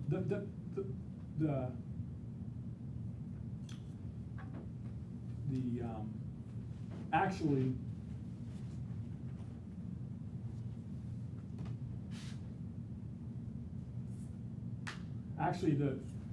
when we add the 2118 back into the 14.5, we're back up to about 16.6. So we're right at the actual closing cost in this scenario. I'm sorry for the couple of errors here. We're right at about 1% of purchase price for buyer's closing costs. So whenever somebody ever asks you, and I will typically say, depending on the variable is property taxes, because you don't know how much seller's taxes will be based on the house they're going to buy until you find the house. But generally speaking, yeah, the buyer's closing costs are generally going to run between 1% to maybe 1.5% on the high end, and that's really high. 1 to 1.25 is probably more typical. So when you're talking about, you know, how much do I need for down and closing, generally speaking, they're going to need, 21% up to 21.25, 21.5%. If you're talking to a prospective buyer, they go, well, how much money do I need to buy a house? Well, if you don't want any mortgage insurance, if you want the best available rate, just assume about 21% of the purchase price is going to cover you in most cases. Again, the property tax proration is what changes, because you never know if the seller's got low taxes or high taxes, depending on how long they've owned the property. That's where and the time of year too. Now in this estimate here, there's no mention of impound accounts. Everybody know what that is? So Steve, sorry, when you said 21% of the purchase price. So that's down payment plus closing, closing costs. yeah. So that's essentially 1% closing cost. Yeah, because if you take this number, take the 18,799, and if you deduct 4,200 from that and add 2118, that gets you to about 16.6, I think, if my math's right. So you're just a hair over 1% in this scenario here. 1 to 1.25% typically going to cover you in most cases. Like I said, the only thing if you're selling a house that hasn't been owned very long, then it's likely got higher property taxes, and then the prorate, when you do this proration, you could be looking at much higher taxes. That's what can throw the numbers off. When you have a house, see, this house has got an assessed value of about 1.3, I think, 1.3, 1. Still up there, but it's not, you know, it's still 10,000 less than it's still 10,000 less than the new taxes. So that's where the variation can be, is with how low or high seller's property taxes are. That can throw your number off. Yeah, I think it's also the county you would be buying in, because if you were to buy in Santa Clara County as a buyer, your costs will be lower because because you're not paying. Yeah. I'm assuming Alameda County. Yeah. Yeah, everything I'm talking about is assuming Alameda County. Yeah, if you go into a seller pay county, yeah, then it drops, yeah. So, like I said, the prorated property taxes, I put that 53 days, 2118 should be in the left column, not That's in a the question. credit column. In Yeah. Alameda County, if the seller pays the title and escrow, is that considered buyer's closing costs being paid? Part of the percentage? Well, depend, well, You know what I'm saying? no, well, it depends on how the contract's worded. Right. See, Contract what you says should seller do, to if you're gonna ask the seller to credit, if you're gonna ask the seller to credit the buyer, you check the boxes as if it's a buyer cost. So that it all appears in this column as a buyer cost, and then the seller credit offsets that cost. But what I'm If you saying- check the box seller, it's not a buyer closing cost. Right, it's the Yeah. seller's closing. It's a seller closing So cost, it right. wouldn't be part of the percentage. No, no, yeah, Very exactly. interesting what Yeah, you do with that. yeah. Yeah, if you're ever gonna, if you're gonna ask the seller to credit the buyer, then you make sure that you check the cost as a buyer cost, because it's a credit of that charge. If you're gonna just have the buyer pay it directly, the seller pay it directly, it's not a credit. You would check the box, seller to pay this, seller to pay that. That's not a buyer closing cost, it's a seller closing cost. And then there's a line item for each one of those items on the seller's estimate. What we normally do is, we normally write an offer showing every customary charge for the buyer, and then we negotiate the dollar amount. It's easier to negotiate one number than it is a bunch of numbers.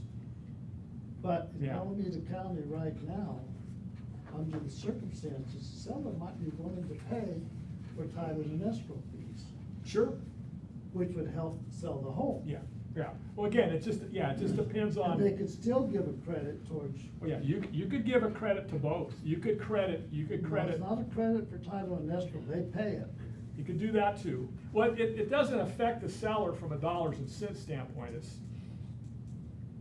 doesn't really matter, because it's coming out, the money's coming out of the same place. What I'm saying is, if the buyer wants to have the seller pay a certain percentage of their closing costs, it would affect. Well, if they're hitting the maximum, you're Yeah. thinking if they're hitting the maximum. Yeah, well, again, like I said, buyer's closing costs normally, without interest rate buy down, is usually on about 1 to 1.25%. So you're well within even in a conforming world, you're well within that 3% limit. If you're not dealing with interest rate buy down, just simply, if all we're talking about is closing costs, yeah.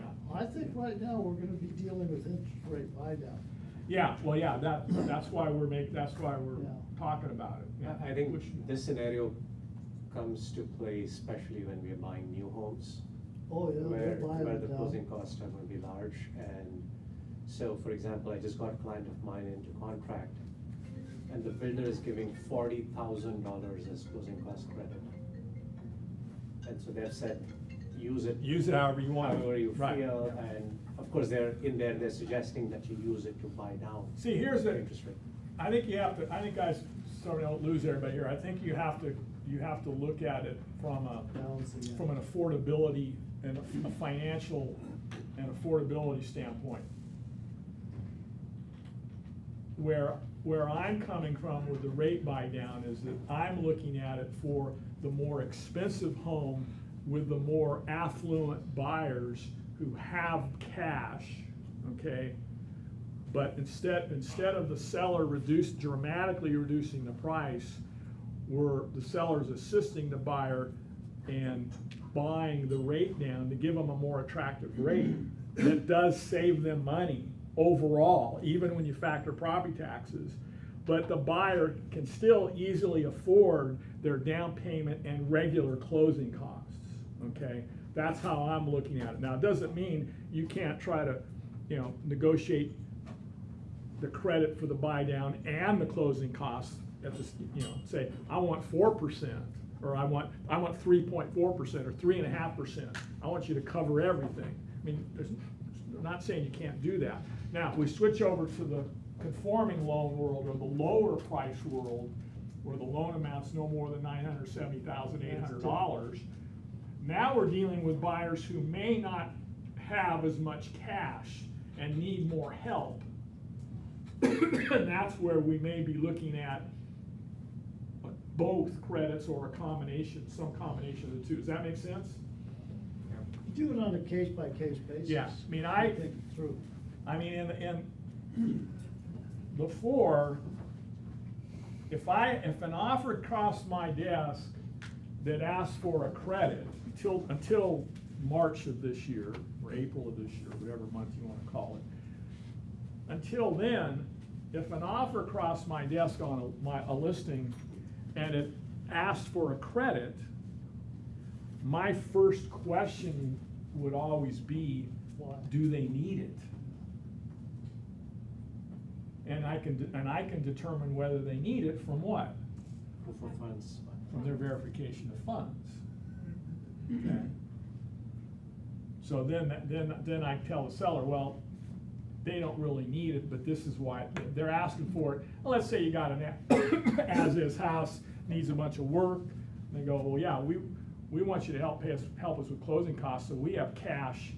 So we have cash to fix up the house.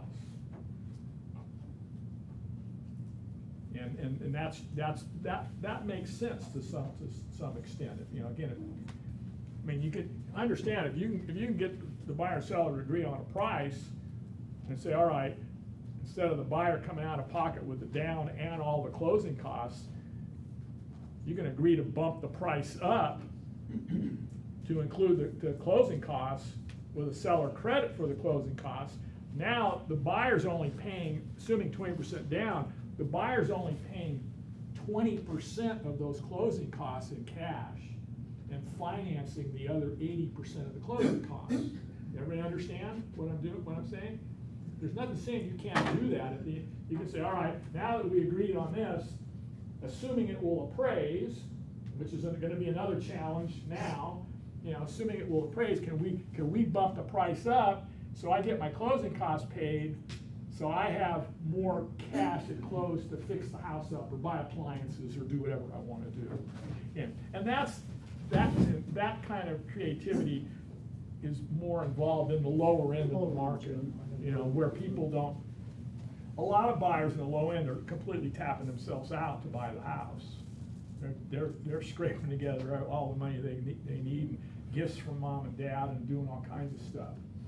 So just always remember, you've got that, the wherewithal to negotiate that, to try to keep some of the cash that the buyer would normally pay out, keep it in their pocket. But remember this, credits can only be for actual closing costs. You can never have a credit that exceeds the closing costs, because if you had a credit that exceeded the closing costs, you would be putting part of the buyer's down payment back into their pocket. The lender won't allow that.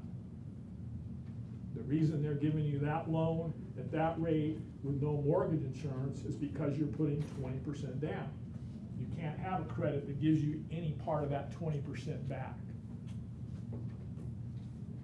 Think about it. If there was no limits on credits, we could just write deals and say, yeah, purchase price is this, the down payment's 20%, I'm gonna borrow 80, and seller's gonna credit me 20% back. No, it doesn't work that way. And I could sell every house in existence if I could structure the deal that way, with no money out of pocket from the buyer. Doesn't work that way. Any questions? So I threw in the homeowner's dues, so we've got the proration of the homeowner's dues, so there's your, No, this address is Fremont, but I don't see a line item for city transfer taxes, so would that you just accommodate those in others? yeah, they don't have it, They have it on the sellers. Yeah, they have it on the sellers, but they don't have it they didn't put it in here for some reason. Yeah, that would be under other. So then you've got, well, no, they do have transfer tax. It's under homeowner's dues. Homeowners dues. Transfer tax if charged to buyer, rate per thousand. It just doesn't say city in front of it. Oh, It just doesn't say city in front of it. That's right, So if you got a city with a, you know, like we talked about city transfer tax, you know, you would put that in there. Now remember, rate per thousand, if We talked about a city with $15 a thousand, split 50-50, then that means you put in, if the buyer and seller are splitting it, you would put $7.50 in there. Because the buyer's only paying half of it, not the whole amount.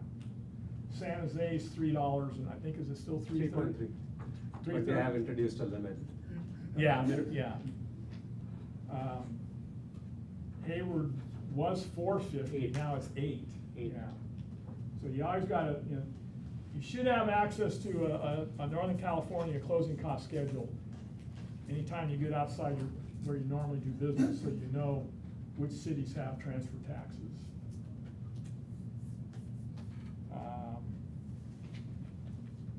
Yeah, because San Jose's got the new transfer tax. They have added a percentage Right. beyond a certain. Yeah, there's another yeah. About 2.5. Yeah, there's another yeah. You got 2 levels of transfer taxes in San Jose now. Buyer brokerage fee, if you had a buyer rep agreement and the buyer was gonna owe a fee because you weren't being fully paid by the listing broker, that's where you would put that fee in. Annual insurance premium, excluding flood and earthquake, $1,500. Again, it depends on the square footage of the house. This house happens to be about 2,600. I mean, you get a typical home in a 1,400 square foot home, you're looking at about $900. Just depends. It's all based on replacement costs. So it depends on how. The bigger the house, the more insurance is going to be. Be very mindful when you start getting outside of, regular lowland cities. When you start getting into rural and you get into wooded areas, like Palomares Road, Castro Valley, up in the hill, Montclair, and up in the hills where you got to be mindful of high and very high fire hazard zones. This is where reading the NHD reports is very important, because when you get into those zones, the cost of insurance goes up significantly. It can get very high. You have a house, I think, somewhere. I have a listing on Palomares Road. The insurance last year, the house was about 6,100 square feet. A year ago, the insurance was $25,000.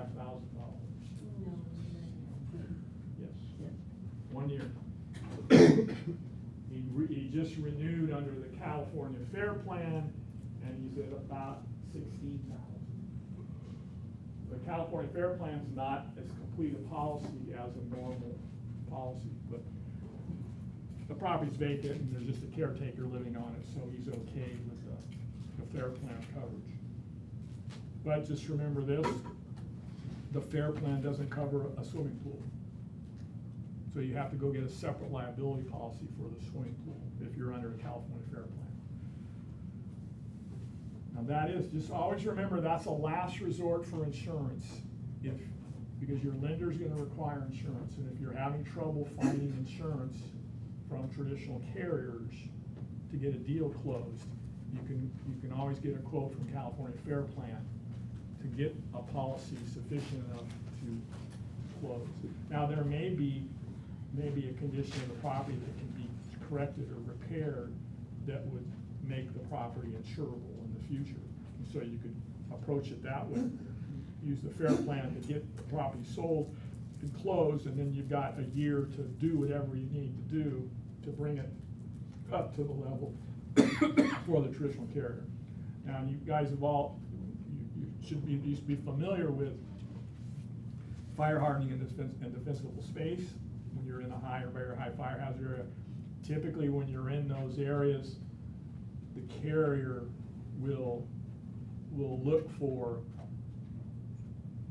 compliance or satisfaction of some of the fire hardening requirements. Like if the roof has, wood shakes or shingles, they want to know that they're treated shakes or shingles. The gutters have covers on them. There's a list of, there's like eight fire hardening items listed on that advisory. And they changed the wording of that advisory too. It's a little easier to read and understand now. But that's something that's real important when you're dealing with, when you get into the areas like that. Did you have much problem with insurance on Palomares? I think there was like 4,000, 5,000. About 4 or 5? Yeah. Well, that was, yeah, what was the square footage of that house? 20 something? So, yeah, 20. Yeah, you weren't, yeah, so you weren't, yeah, mine's over 6,000 square feet, so I had a much bigger replacement cost, but yeah. That's still a lot, 4 or 5,000 is still a lot more than you know. Yeah, I'm 35 Yeah, acres, it's yeah. Okay, home warranty, normally the seller's gonna pay that. I mean, in a multiple offer market, I'd have buyers paying some of the seller's closing costs, and home warranty would be one that the buyer would pay. If you are gonna pay for inspection or any other inspections, that's the line items for that. Typically, HOA is gonna have a transfer fee, and that's customarily paid by buyer, and that can be up to $300, depending on the HOA.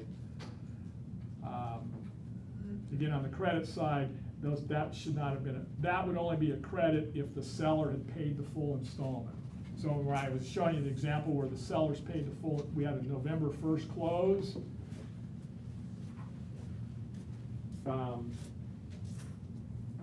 Actually,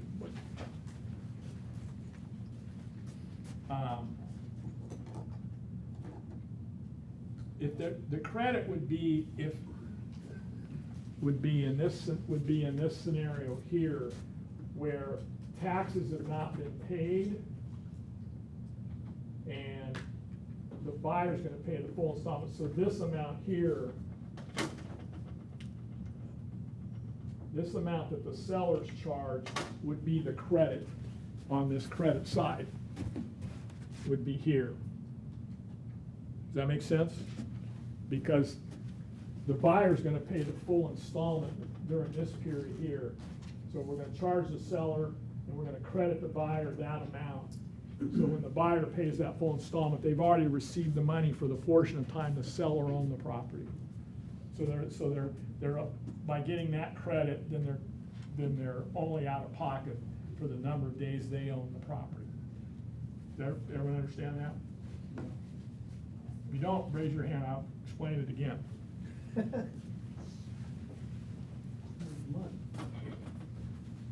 Forget this example here.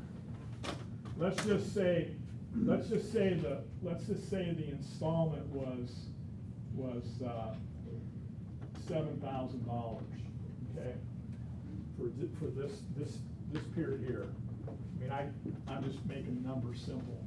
Yeah, it says 14,385. Let's just say it's 7 and 7, okay. And let's just say seller's portion is just make the math simple. Let's just say seller's portion is $2,000 for that 67-day period. Okay, what's going to happen is when the bill comes due here, the buyer's going to pay $7,000, but on the settlement statement, but they're going to have a credit here of $2,000,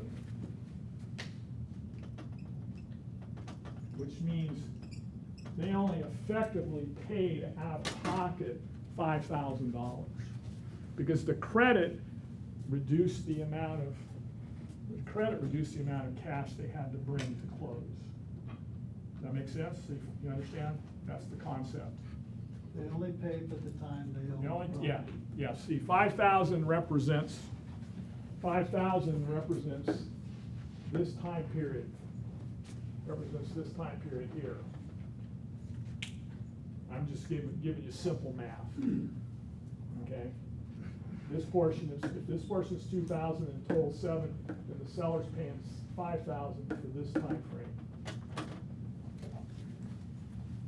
So the prorated property tax line in other expenses would be still 50. The buyer is getting a credit, but it's not for 53 days. Actually this is right. I'm sorry, this is right, I just have the wrong number of days here. It's actually 67 days. That should have been 67 days, not 53 days. I was overriding a form. In the estimated credits. Yeah, that is right, I'm sorry, that is right where it is. It's just the wrong number of days. Both those credits are wrong. Those credits should be 67 days. Whatever we had on sellers, what was on sellers for 2677. How much? 2677. Yeah, so that should be 2677, because that's the credit from the seller, and then the other credit should be 48,000. Yeah, I didn't override those two numbers when I prepared this form. I think what happened was I stopped at the first column and I didn't. You have to sleep sometime. I didn't go back. I didn't finish the credit side. That's exactly what I did. I just stopped right there and didn't go there. Okay. So is that amount 2118 is right? No, that's only 53 days. It should be 67. Whatever you see on the sellers, Okay. that's the number. That should be, In the estimated credits. yeah, that credit should be the 2677. The 2677. So 2118 should be 2677. But the dates is correct. What's that? The days. No, the days is 67. Yeah, I didn't, that's what I forgot. What happened was that I stopped it, I didn't go to the right column and change these credits.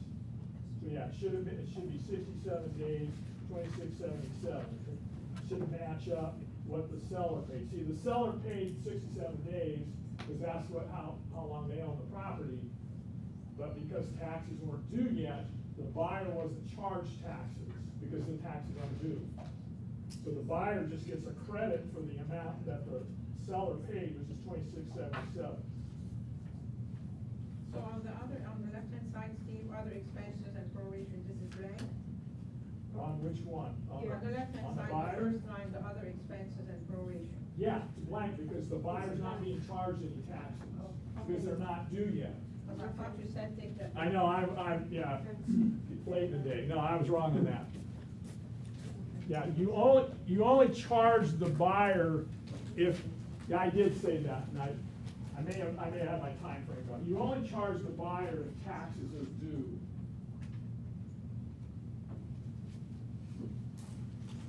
Okay? You only charge the buyer if you've got a closing between October 1st and December 10th, or January 1st and April 10th. If the taxes are due, they're gonna charge both sides. If you're closing ahead of an installment due date by more than 30 days, you only charge the seller for the amount of time, assuming they haven't paid the installment. You only charge the seller for the period of time they own the property.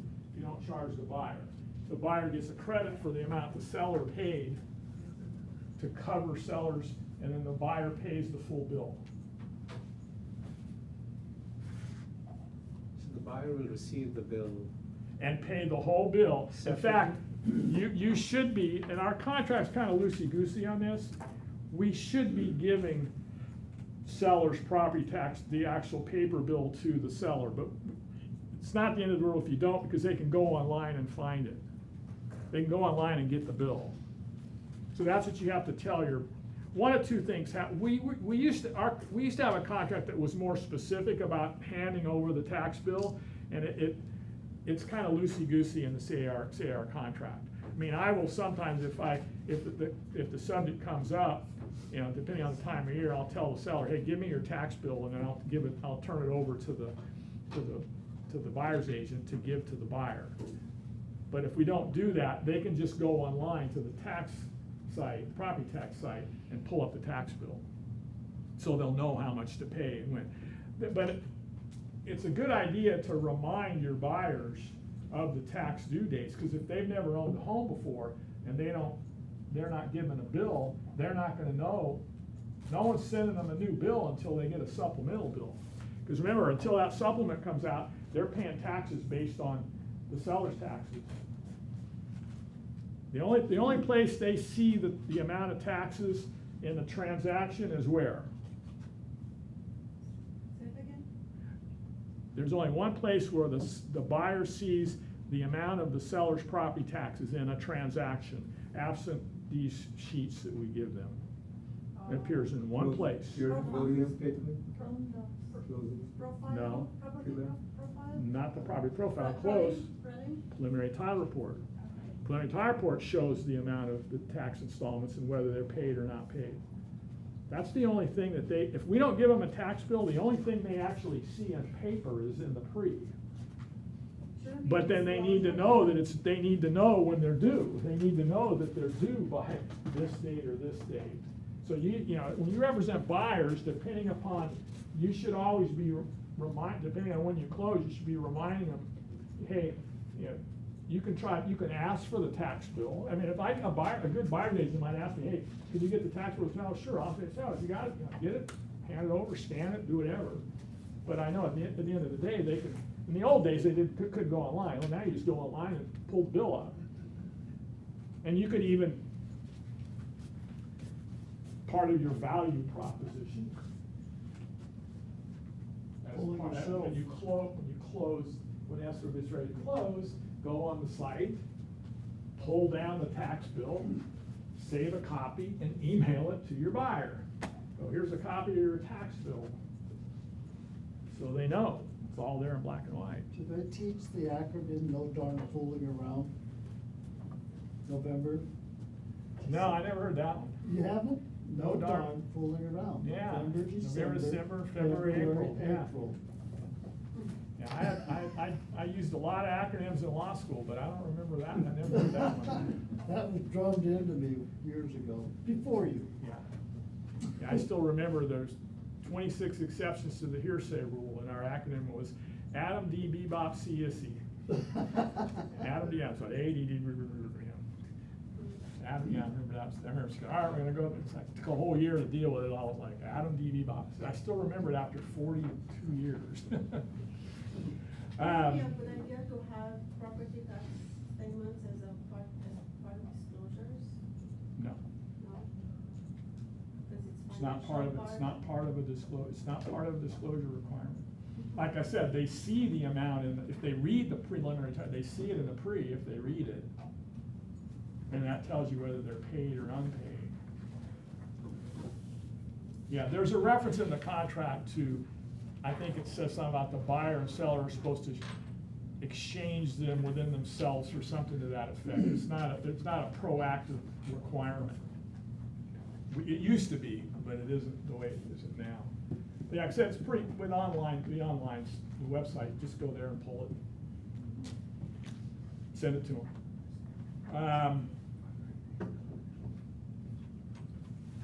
So then you've got, after you've gone through the credits and the cash to close, then you see your estimated monthly payment, so they get to see the actual principal and interest payment, the new property taxes. See, note how this shows you the new taxes, and it's using that 1.2% that I put up on the top. Because 1.2% of 2 million is $24,000, so that means monthly it's 2,000. And then it takes the insurance, divides that by 12, adds the homeowner's dues, and gives you your total monthly. Any questions on that? Like I said earlier, this is, if you have a good faith estimate, if the buyer has a good faith estimate from the lender, that's helpful to get it as accurate as possible. And then you can use the online calculator to calculate it for you. Or you can go to the escrow officer and they can give you an estimated settlement statement. You can do it either way. I just think there's power in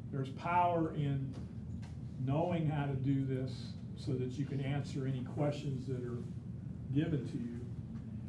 And this shows that you know what you're doing Steve? Yeah. I have a dialogue I use with buyers, and I tell them, let me show you what's financially involved in buying a home. And I sit down and go over the buyer's net sheet with them. let me show you what's involved in buying a home. Right. And it does two things. It gives them your value proposition. They understand you know what you're doing. And they really appreciate to know what all the costs are in buying. Yeah. And it's just a simple thing to do, and it's a good practice. Yep. So it's good to get an estimate from the lender also, so you have. Yeah, well, like I said, you get a good, lender yeah, and you get a good your faith numbers estimate, right. together. Well, see, and you have to remember, when you're getting an estimate from a good faith lender, they're using escrow and title fees from the title company that they customarily or traditionally use. So those fees may or may not be similar to what. And they in don't my- know all in the all- costs. In all of the comparisons I've done many lately, but the last time I compared multiple companies, title companies, some of the individual fees would vary, but the total of all of them was all pretty close. Each one was pretty close at the end of the day. They just all have some variations in what they charge for each fee, but they were all fairly close to one another. I think they all stay pretty competitive. Yeah, they're within $100. Yeah, they $50 don't of get, each yeah, other. it doesn't. But I have clients. Oh, yeah, they'll $100, yeah. Say, can we look at other companies? And before I forget, do you have to have owner's title insurance? No. You don't have to, but if there's a loan, the lender requires title insurance. So if you don't, if your buyer cost goes up. opts to not have owner's title, they're gonna pay full boat for the lender's title insurance policy. So the only savings is the cost of the lender's policy. And for that cost, I think most people would be foolish not to get, because we do have issues come up from time to time where there's problems with title. You had a question? Yeah, so when you're getting an estimate from the lender, does the buyer usually, do you have them like run like a pre-approval or something so you can get that estimated, or is it? Well, no, see, normally a pre-approval doesn't necessarily have to come from an actual loan application. Depends on the lender. A lender can give you a pre-approval based on verbal information, based on, some paperwork provided, bank statements, pay stubs. They can rely on, some lenders can rely on just some information and not an actual formal application to provide a pre-approval letter. Okay. The good faith, the federal law requires that a lender is supposed to provide a good faith estimate within 3 days of a buyer submitting a completed loan application to a lender. So you're asking, did you complete an application with the lender? And they say, well, they may not know if they did or not, because when the stuff's online, sometimes I think people get confused. But technically, they should have I asked for a good faith estimate the other day from a buyer that had been pre-approved, and the response back was, we're not gonna issue the good faith estimate until we see the contract. Well, that's a little different. Because my buyer wanted to see all those costs. He wanted to see what the total costs were. And he didn't, they hadn't given him a good faith estimate. So I was giving him something before he ever saw anything from the lender. And I just knew from having done this, I knew what to estimate. Some lenders And I got told some them. garbage fees in Yeah, there yeah. too. So I just was able to tell him, I said, well, this is, their fees should be within the range that would, within $100, $200 of what I've got down on this. I said, I explained, this might not be exact, but it should be pretty, the lender should be coming in pretty close to what I'm giving you, based on what I see. One thing, folks, what you should be doing, especially when you're new, what I did when I was new, get your hands on as many documents as you can to read and review. Ask people for settlement statements. Ask the MCA can you give me a copy of a buyer's and a seller's, okay? When you get involved in a transaction, when you get, when you get the settlement statement, take a look at it, see what the charges are. That's what I always, when I start out, I would always, and I still do to this day, to keep up to date with what's being charged by the title company and the lenders. I rely on existing settlement statements. I mean, to prepare for this class and to update these numbers, I had my transaction coordinator send me like 5 settlement statements from different closed transactions that I've had in the last 6 to 12 months. So I could see all the fees and figure out where they are today. I mean, I always have a number in my head, but they do change from time to time. And all the engineers, in this area, they're all in the data, they're in the numbers. They like stuff with numbers on it. And when you can share that with them, that exemplifies value to them. It helps justify why you get paid the big bucks. Okay? Any questions? I'm actually 2 minutes early. Based on that, they gave me more than enough time. Usually I don't have enough time to get through all this, so. Well, thank you very much. I hope you learned something from that. If you have any questions, don't hesitate to ask. There's no dumb question. Thank you, Steve. I'm available, phone, text, or email. If you have an urgent question, call or text me. If it's not urgent, email me. Please don't email me an urgent question. I don't sit on email 24/7.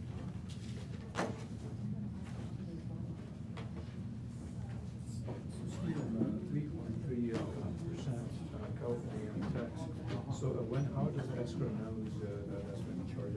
There's a form, there's a withholding form that's provided in the closing papers that the seller has to complete. Yeah, there's a 593 withholding. There's a withholding form that's put in the package. So,